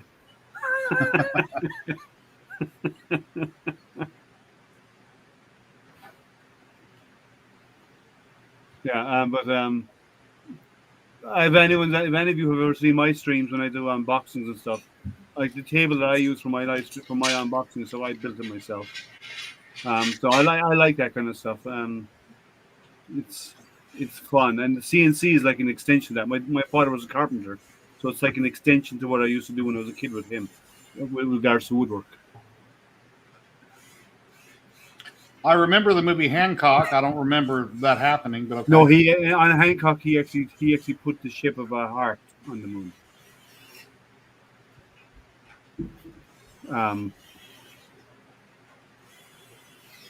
No, I don't want to sign my name there. I want to walk on this if I had my way. Thank you, NabCube. Take care and have a great day.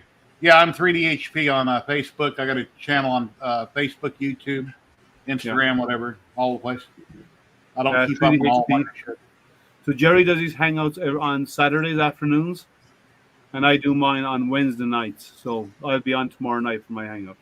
I stream 2 to 4 hours. I have up to 10 people in at any given time. I start out with 1, 2, 3, and then it kind of goes up and down. I have people that I know that are actually not trolls. I'll let in on chat and hang out, but occasionally I get trolled and the wrong thing pops up on screen, so then I got to ban the person. Yep. But that don't happen very often. Take All care. right, I'm going to check out. I'm going to leave you. I'm going to leave you with Lightspeed, and I'll go to get some sleep, and I'll see. And then I'll if you need help with the CNC, give me a shout tomorrow. All righty. Have a great night, bud. I'll see you, Take care, bud. guys. Take care. Liam, thank you, man. Hey, Stephen Bye. Poole, how you doing? Bye. It's kind of fucked up because I cannot find in the instructions where it tells me how to put the pulley on the motor. It just kind of shows up all of a sudden. Has anybody done any videos on YouTube, build videos on that, and you kind of skim through them there? Because when I built my Hypercube, it came with 0 instructions, and you had to watch other people's videos and read things to try to figure out how to build it.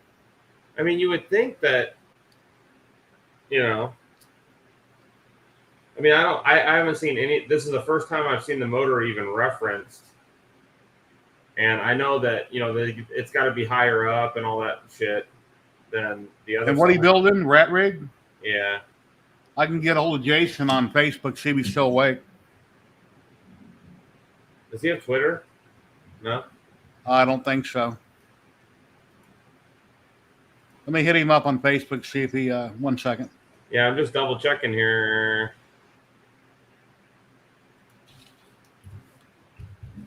Yeah, there is no reference to the pulley on here at all.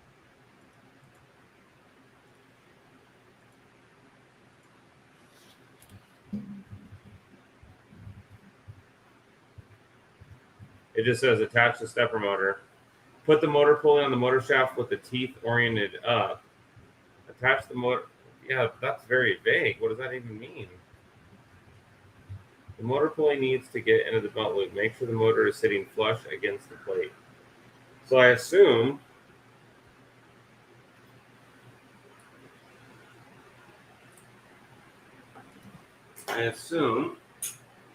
Oh, I copied the wrong URL. Let's see.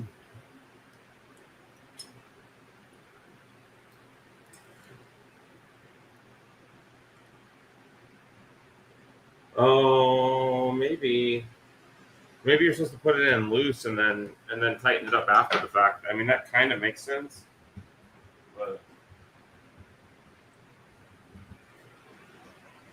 like, oh, I turned the camera. Sort of, but not really. It doesn't say anything about the pulleys.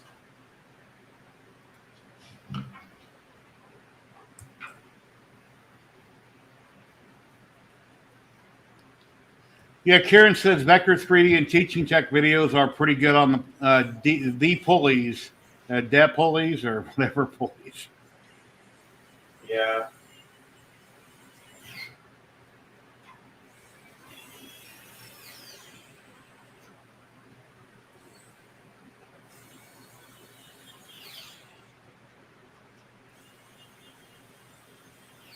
I kind of remember a video, or maybe it was one of their videos, where the thing was loose, and they tightened it after. They tightened it like after it was in the cage already. Yeah, just barely get any pressure on it to kind of hold it. That way, when the belts travel, they pull themselves straight, parallel, level, so they're not rubbing the sides and then snug them down after the fact. As long as you get it right side up or upside down, depending on what position the belt's in. Is that way on my Hypercube, when I moved my gantry, if the pulleys were dragging one side of the pulley, the other had to readjust them so it wouldn't tear up the side of the belt.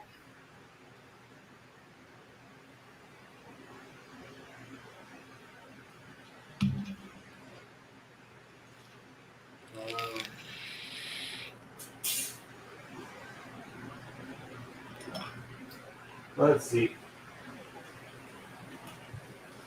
I don't want to pull this belt tight because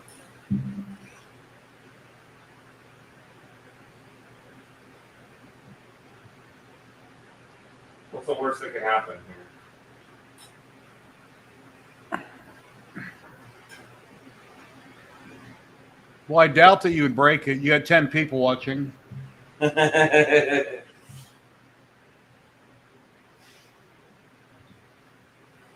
I'm not worried about. I'm not really worried about breaking it. I'm worried about.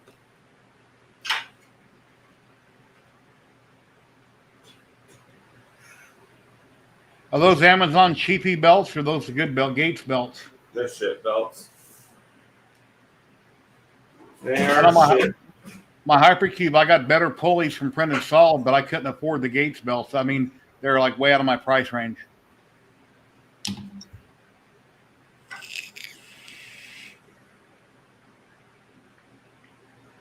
Because just a little bolt goes through the pulleys and they kind of jump around and then eventually they destroy themselves and ruin your print. So then I went with better quality pulleys.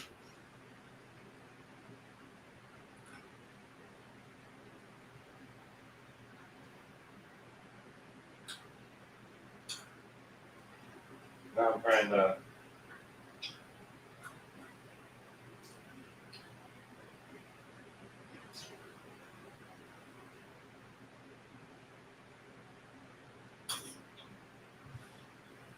Yeah, Sam Prentice and Teaching Tech, they just done a video they released today.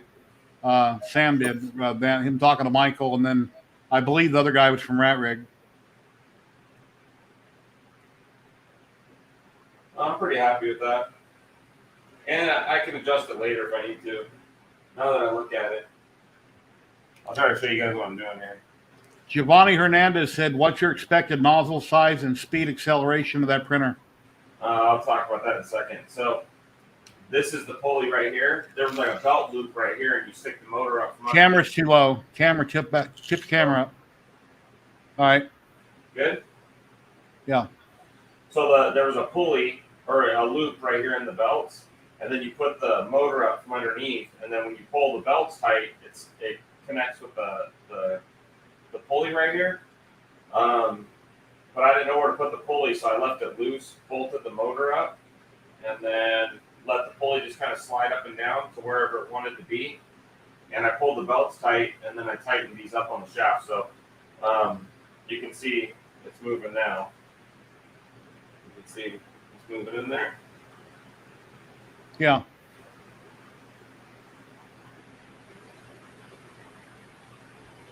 Oh, is that noise?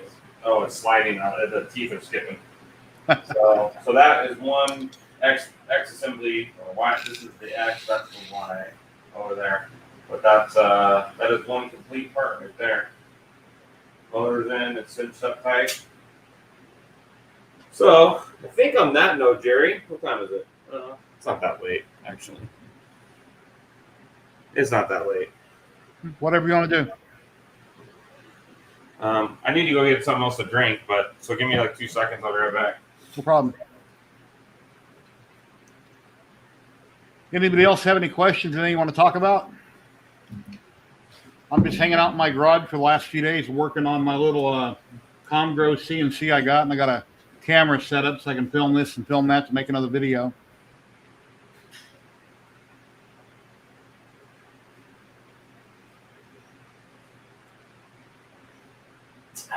Fanta.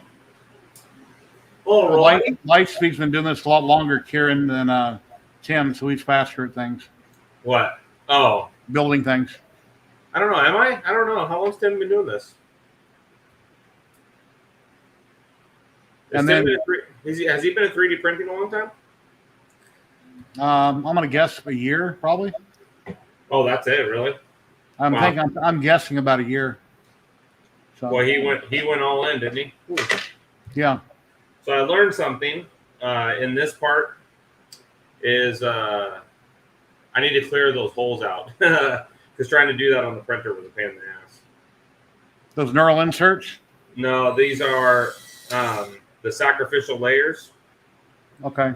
You know what I'm saying? So for printing reasons.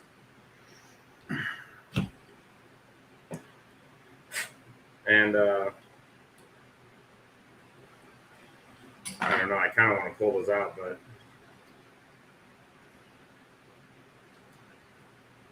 My hypercube, I put in knurl inserts and everything, and I didn't have the proper tip when I put them in. And I got a lot of what was it, PETG in on the threads, and I had to run bolts through and clear them out. Yeah. I mean, I like these sacrificial layers, but this is the problem with them. Is like they make a mess. But I guess it's better than supports, but not by much.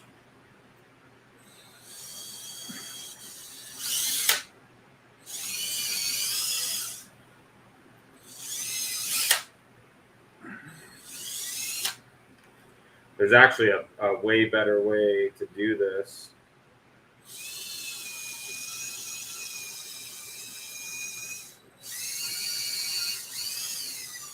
I think my drill's getting ready to die.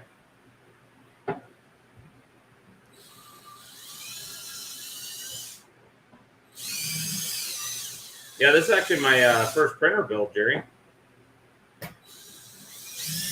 I've never built a printer. So you probably have more build experience than I do.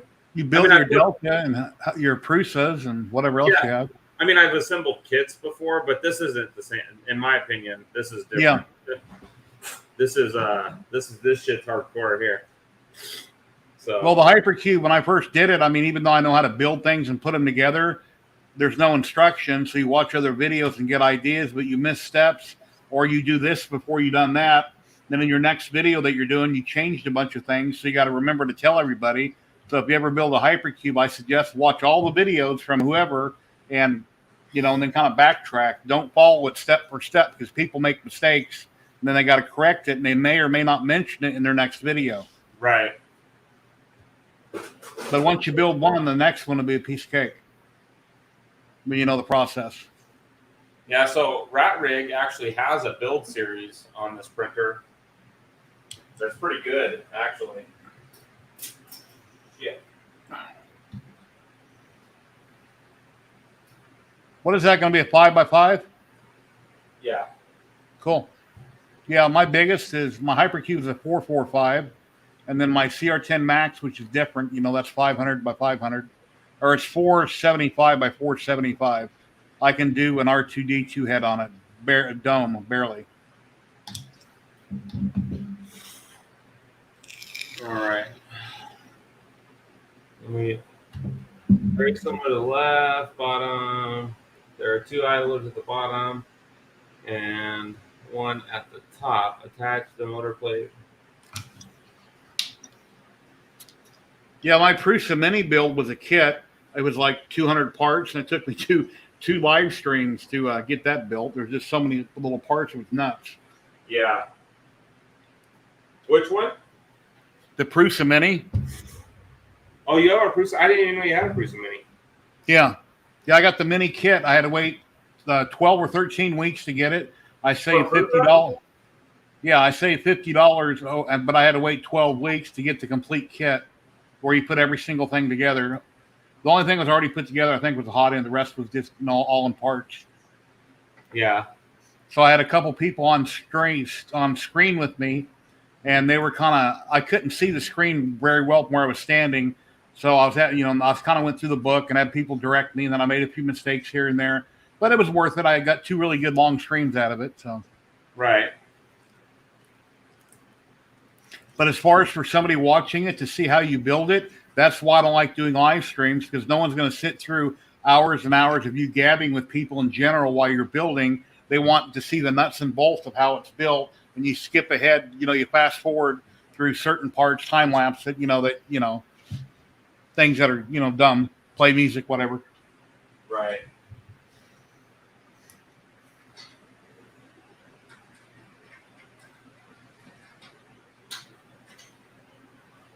So 2 on the back, 1 on the front. What's that pulley for behind you by the window, up by the ceiling? It's for the lamp. Okay. So this lamp is on a pulley, so I can raise and lower it. It's made out of a Prusa spool. Oh, cool. Yeah, not really. I mean, I made it because I thought it was a good idea, but one of them things, Jerry. Oh boy, This is complicated here. Okay. So this is place the XY bottom printed part on the motor plate and thread the 5 shims with the smooth idlers onto the M5 screws. Attach the top part. You need any RatRig people to pop in and talk to you? I can make another. No, it's okay. No, it's okay. It's trying to see. So the only difference is the bottom belt is driven. So the 2 idlers at the bottom of the top. So the bottom, it says the bottom belt is driven. Okay, so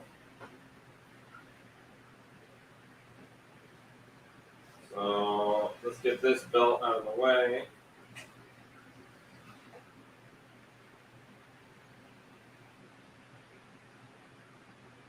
Oh, this is tricky.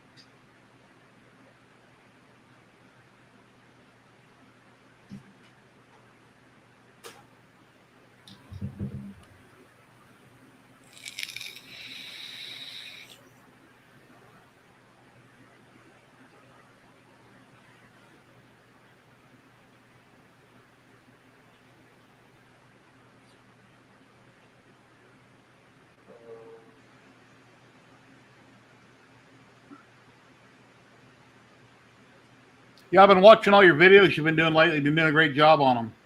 Thanks, Jerry. I'm trying.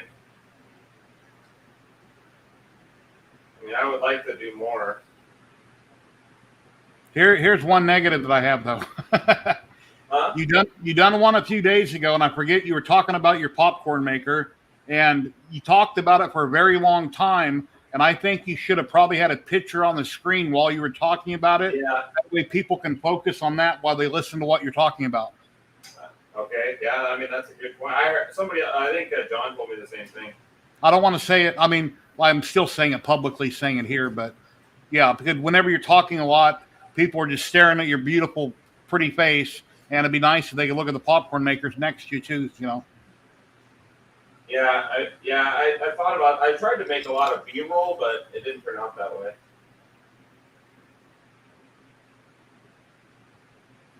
Yeah, I used to screw up on all my intros all the time, and I would retake them, and then I finally started getting better at it. And most of the time, I just go with what I have, and then I edit it accordingly.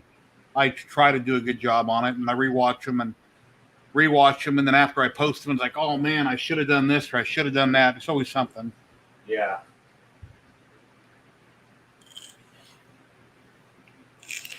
Okay, this is.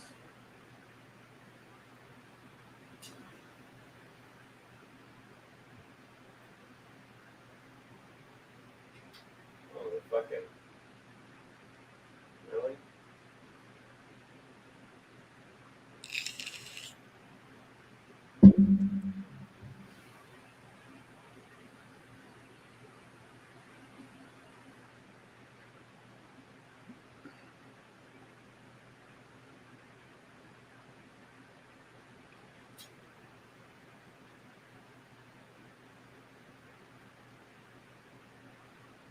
Okay.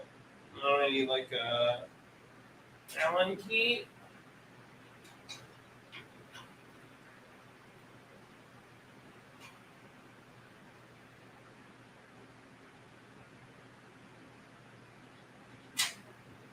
Okay, and then I need to get another washer before I forget. And I dropped one somewhere, and it is gone. I threw it in the glass. God knows where that is now. Yeah, when I unpack my CNC and I'm checking the foam, all the little bits fell on the floor. The pack came open and they went all over the place. Yeah. I mean, I give these guys credit. This is kind of a cool design, but man, oh man, it's like overly complicated, honestly. I don't understand. I say overly complicated with lots of love, but it just these units. Let me try to show you. So tight. Hold on. I don't know. Oh, did I lose this shit?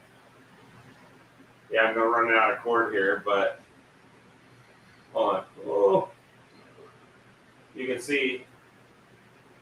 I mean, just the belt path of these, so tight. Yeah. Like everything. I don't know why.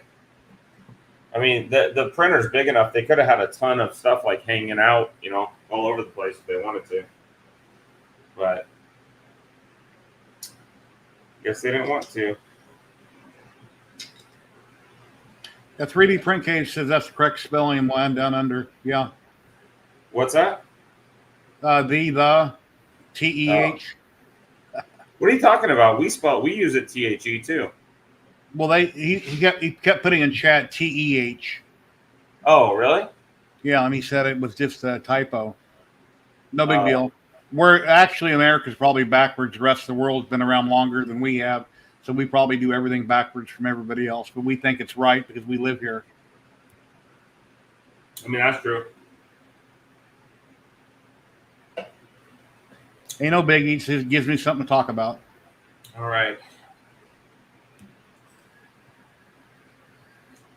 All right. So, making sure I got the right screws.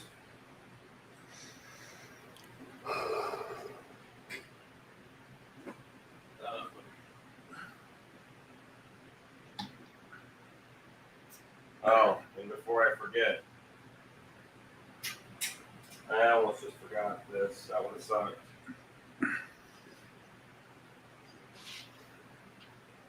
So this upper belt. I'm sitting on a wooden bar stool and it's hurting my butt. I need to buy one for the garage. Had it. Oh.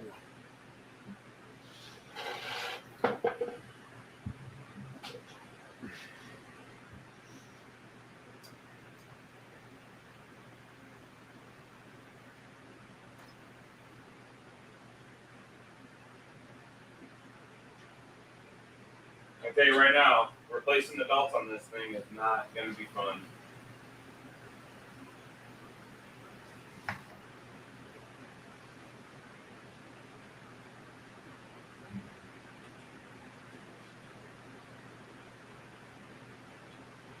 That's turned on its side right now, right?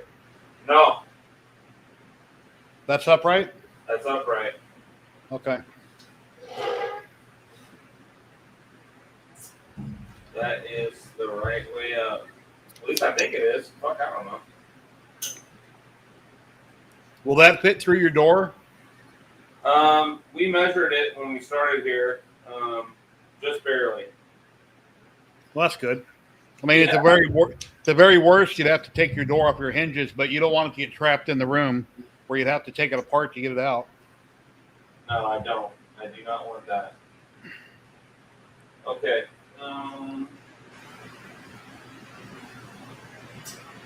So this should be shitloads of fun right here. The other one.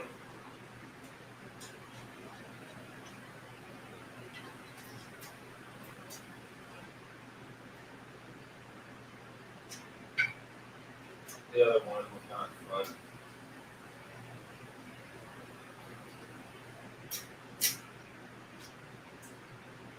Jason M is in chat.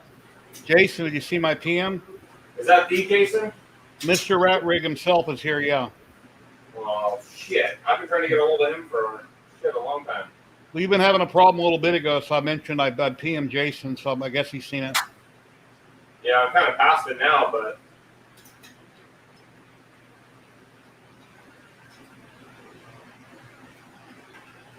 And why is he Mr. RatRig? We have no idea. He's a tech guy from Las Vegas. Anyway, if you got any questions, he's in chat. Well, I think I got it now. My question, actually, Jerry, what I didn't tell you, I wasn't going to tell you, but I guess now I have to. What do you call it? The answer was in the next step. And it said to basically put the motor up there with the pulley loose and then tighten it after the pulley finds its center, which is basically what I did anyways. But DeWitt's here also. DeWitt? Yeah, I posted this in the group chat among a few people, and I guess they both seen it. Yeah, and I did send them all invites. So, or I sent Tim an invite anyways. But I think Tim said he sawed it. See, they talk funny in Canada. They say sawed instead of saw. wait, unlike the left drive, the pulley on the right has its teeth downwards. See, it doesn't fucking, I mean, pardon my French, but it has a shit for pictures here. I mean, I know what it means, but it's not very good pictures.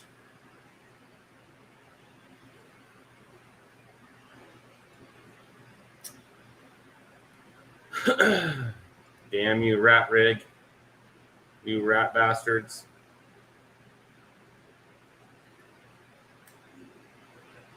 Yeah, okay, I got you, RatRig. I understand what you're saying, but let's see here.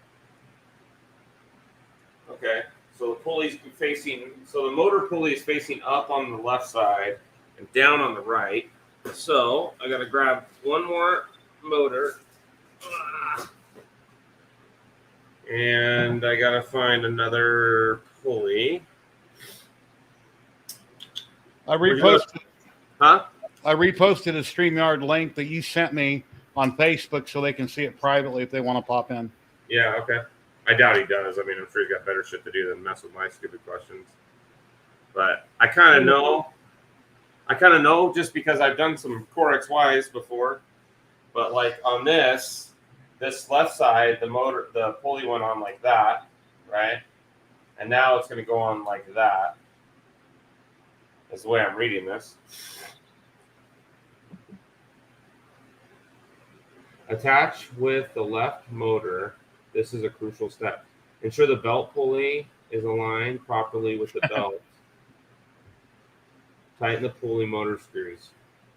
Yeah, I know, but which? Okay. So I did all that. I did that. And it seems to think this picture has a lot of info, but okay, I guess I can. It'd help if they had like real pictures instead of renderings, but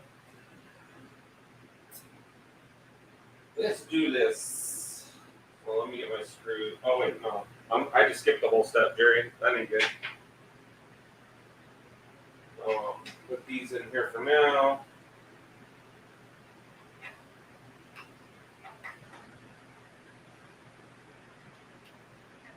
Are you still there, Jerry?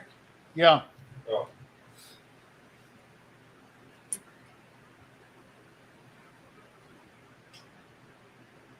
Okay, wrong one.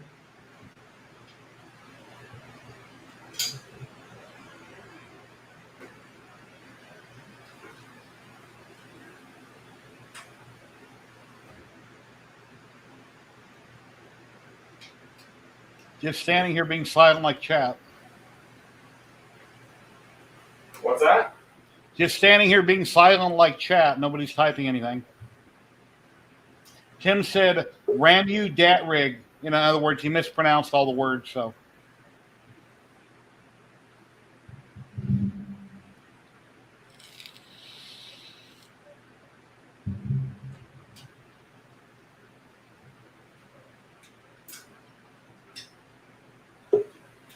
You got somebody trying to jump in, I think. I heard a beat. Did I? Please be. We got big wigs. Oh, they are. Hey there now. Great minds think alike. Thank you for popping in. Am I the wig? Well, shit, I got it built out, boys.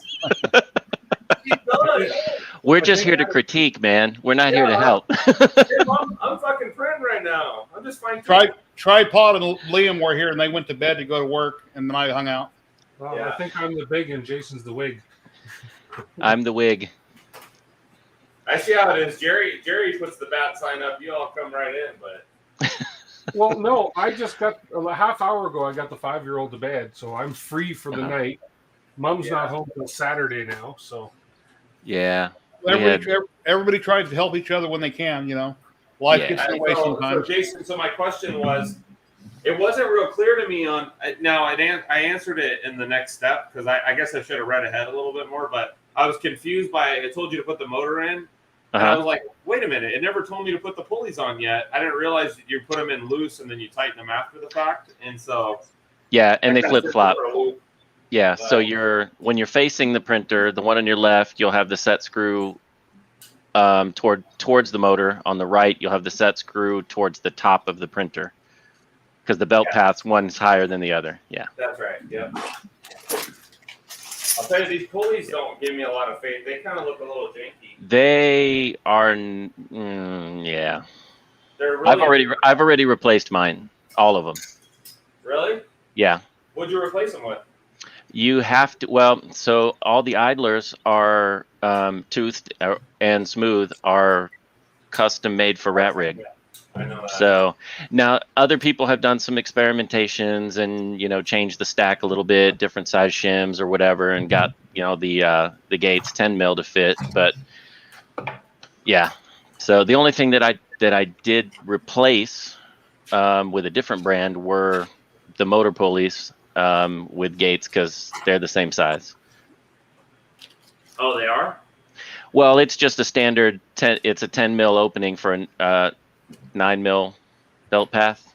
Hey, I do have a set of gates pulleys for my rail core in there that probably would fit just fine.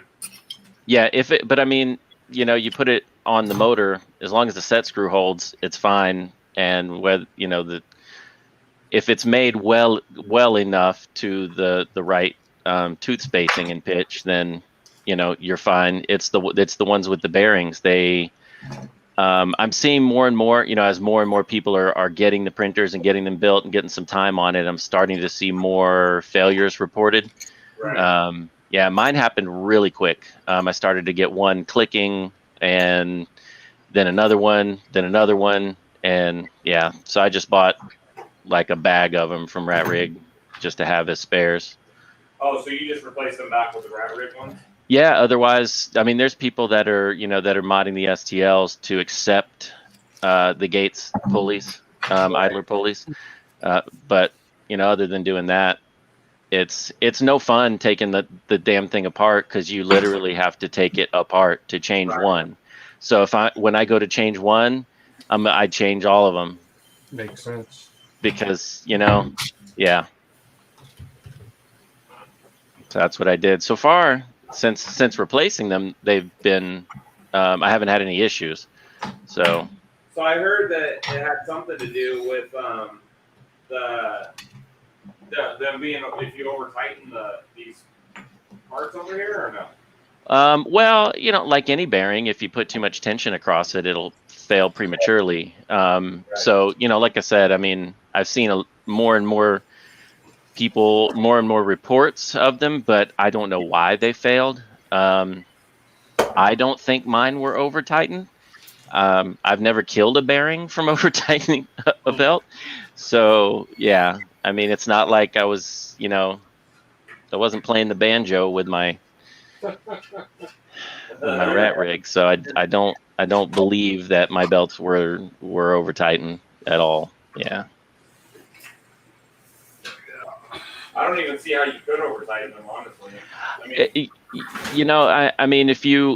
I don't know. I guess if you set the tensioners to max tension, and when you go to pull them into the front of the Ava carriage, and you pull them tight as hell and clamp them down, and then stretch the crap out of them, maybe. Because COREXY belts don't need to be super. They don't even need to be as tight as they would be on like an Ender 3.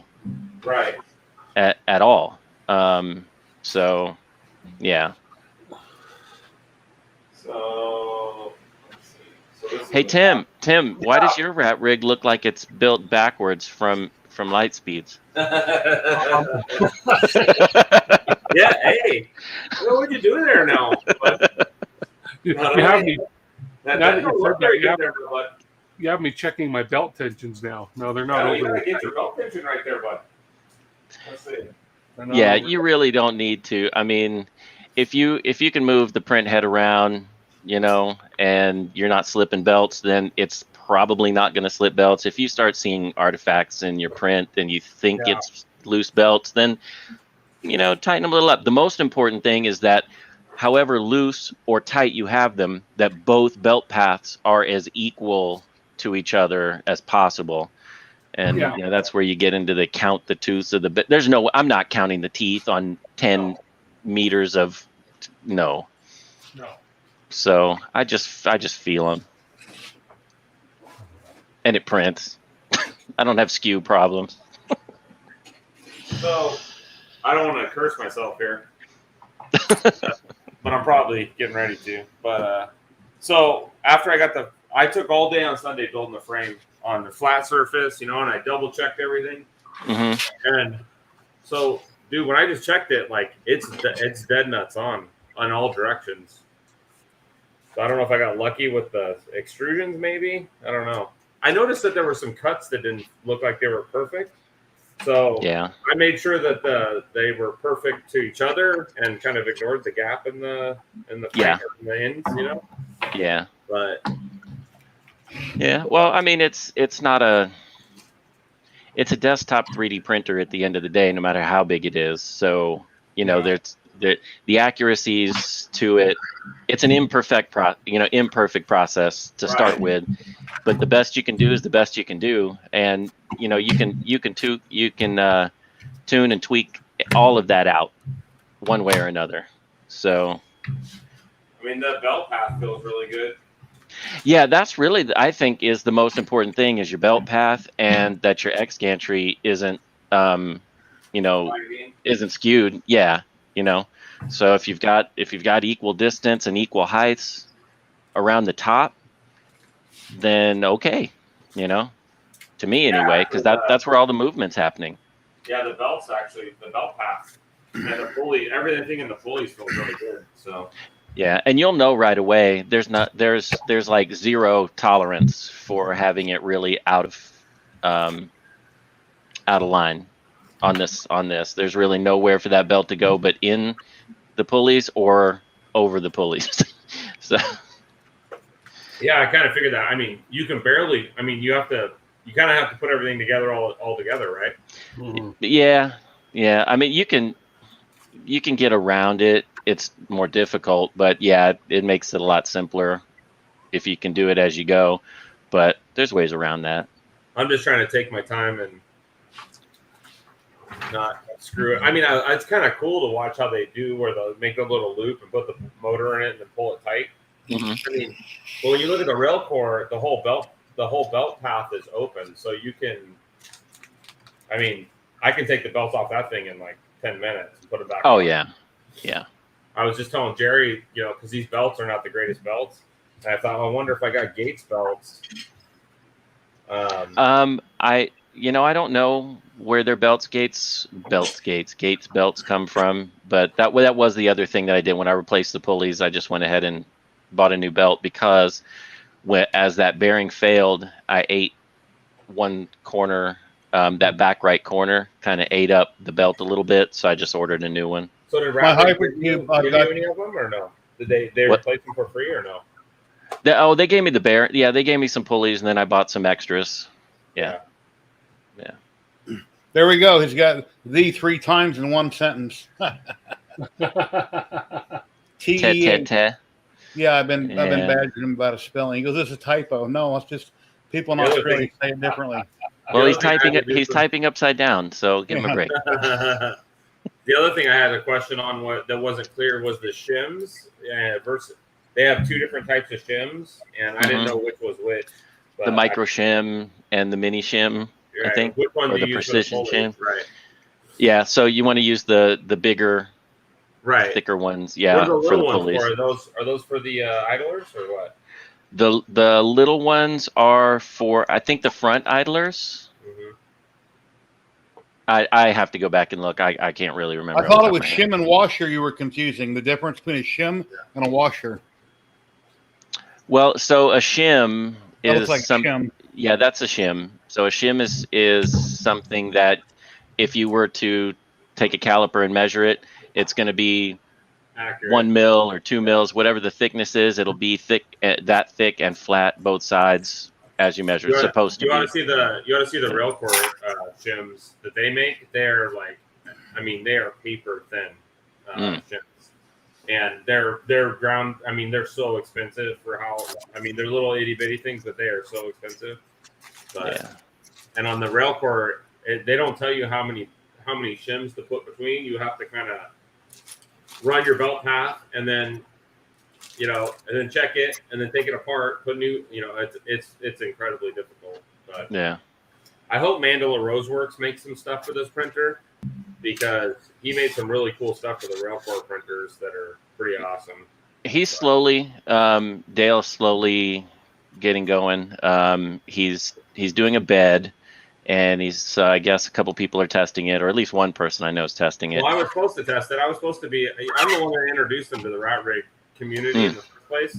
And so he goes, oh, well, you'll be my beta tester. And then I was like, cool. Well, I want to try one of your beds. And he goes, yeah, it'll be $600. Yeah. Well, you know what? So the beds are, you get a bed this big. When you start spending money on how flat it is, there's a point where you can stop and say, this is really good for what we're doing. Any money after this is just kind of wasted. Well, hey there. Hello. Hey. So, I think RatRig's looking at, cost, obviously, and what will work. If you get a bad bed, they'll work with you, and if they determine it's a bad bed, you will get a new bed. Not just a new bed, but they will take that bed, they will mount it in a printer, and they will test it. They might taste it, I don't know. Yeah. And they'll run a mesh on it. And say this is good or good enough, whatever. It's within our specs, tolerances, and they'll send you that one. So they'll take care of you. That I do know. I've seen them do that. And I don't have problems with my bed's not perfect, but it's well within tolerance of, mesh adjustment. So, yeah. I'm hoping that it's flat enough that you don't have to do the mesh, so you just do the tramming. So what I've found on mine is it's not. Did you do it? No. It was. I took the Duet out, and I've got an SKR 1.2 in it now. Yeah. I just wanted to play with it. So, yeah. So if I print within, I don't know, maybe like a 6x6 square in the center of the bed, I can print all day long and never run a mesh. And it's fine. If I go edge to edge or at least out as far as I can, I need to run the mesh because it will get around to one back corner and it just won't stick. It's just the bed's too low there, and it won't. If the mesh isn't active, then it's not compensating. Well, that's the nice thing about Wade's bed, right? Because he's machining them so they're flat. Yeah. And you won't have Stephen Poole, I've got mirrors on my CR10s. They're like a quarter of an inch thick. I went to a glass shop and had them cut and beveled.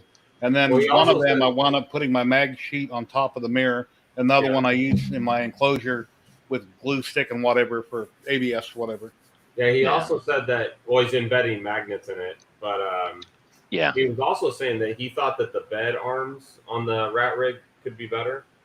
And that he's going to redo them out of aluminum and put like the wobble things in them. I just bought a set for my RailCore. He has these the wobble rings. No, they're the ones he's calling them. The original design is called the old ham design, I guess, and it's like it's an old machining trick, I guess, to get around bad lead screws. But he said they won't work on the RatRig, but he said he's working on a set that's gonna integrate with the arm, so there'll be an aluminum arm with with the wobble rings built into it. You know what I mean? Because I don't know how straight these lead screws are, but well, you know, I mean, they're long, so it's and unless you want to just drop as much money on lead screws as you did the whole printer, you got what you got. Yeah.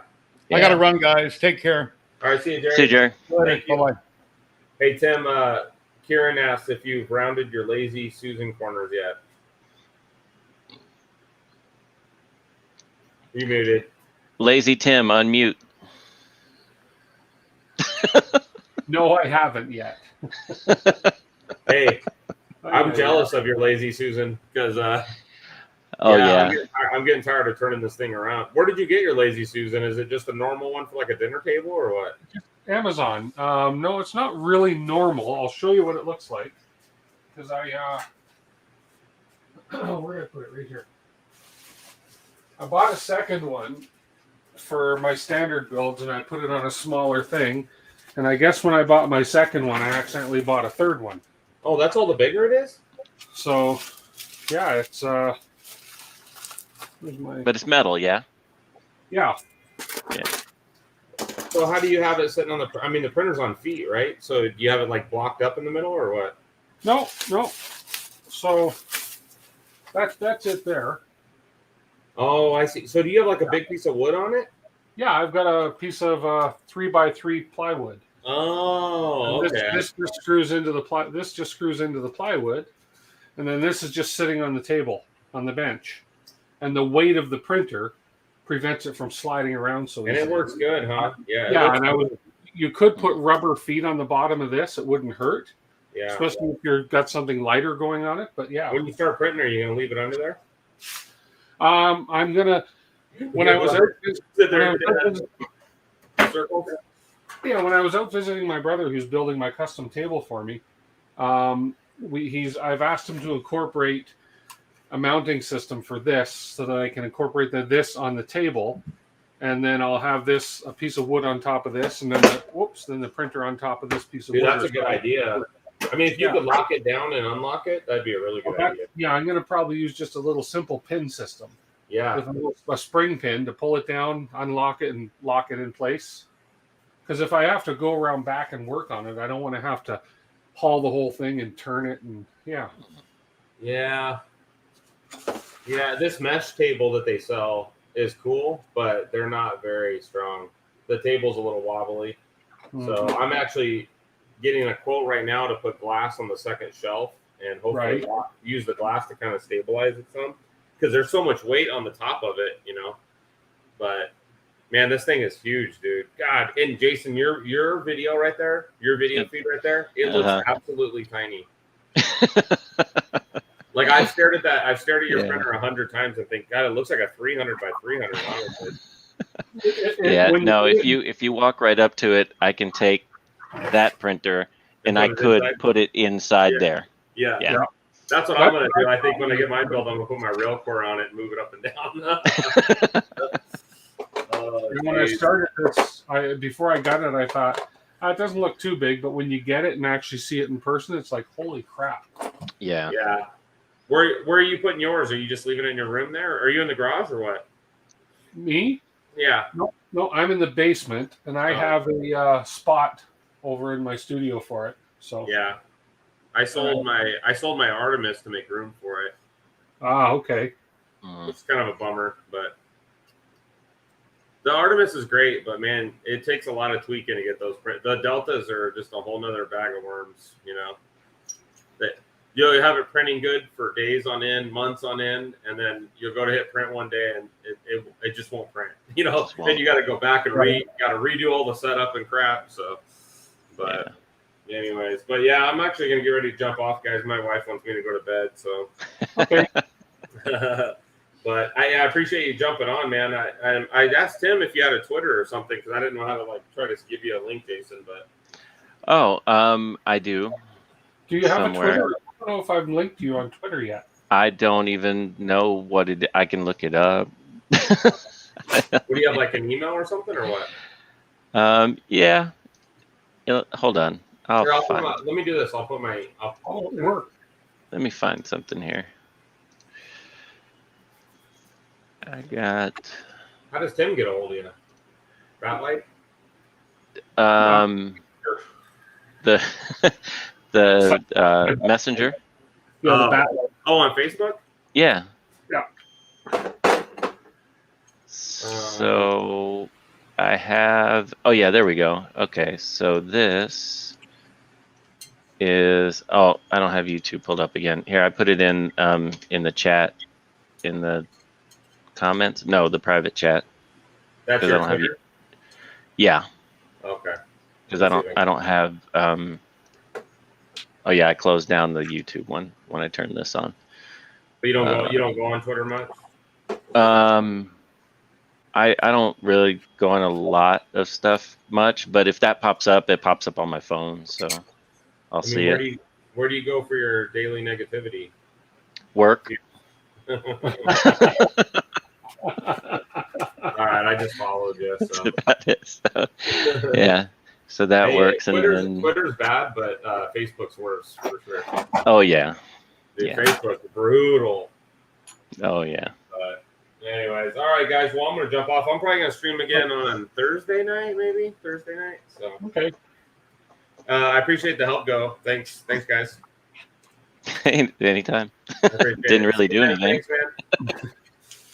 man. See ya. Bye. Bye.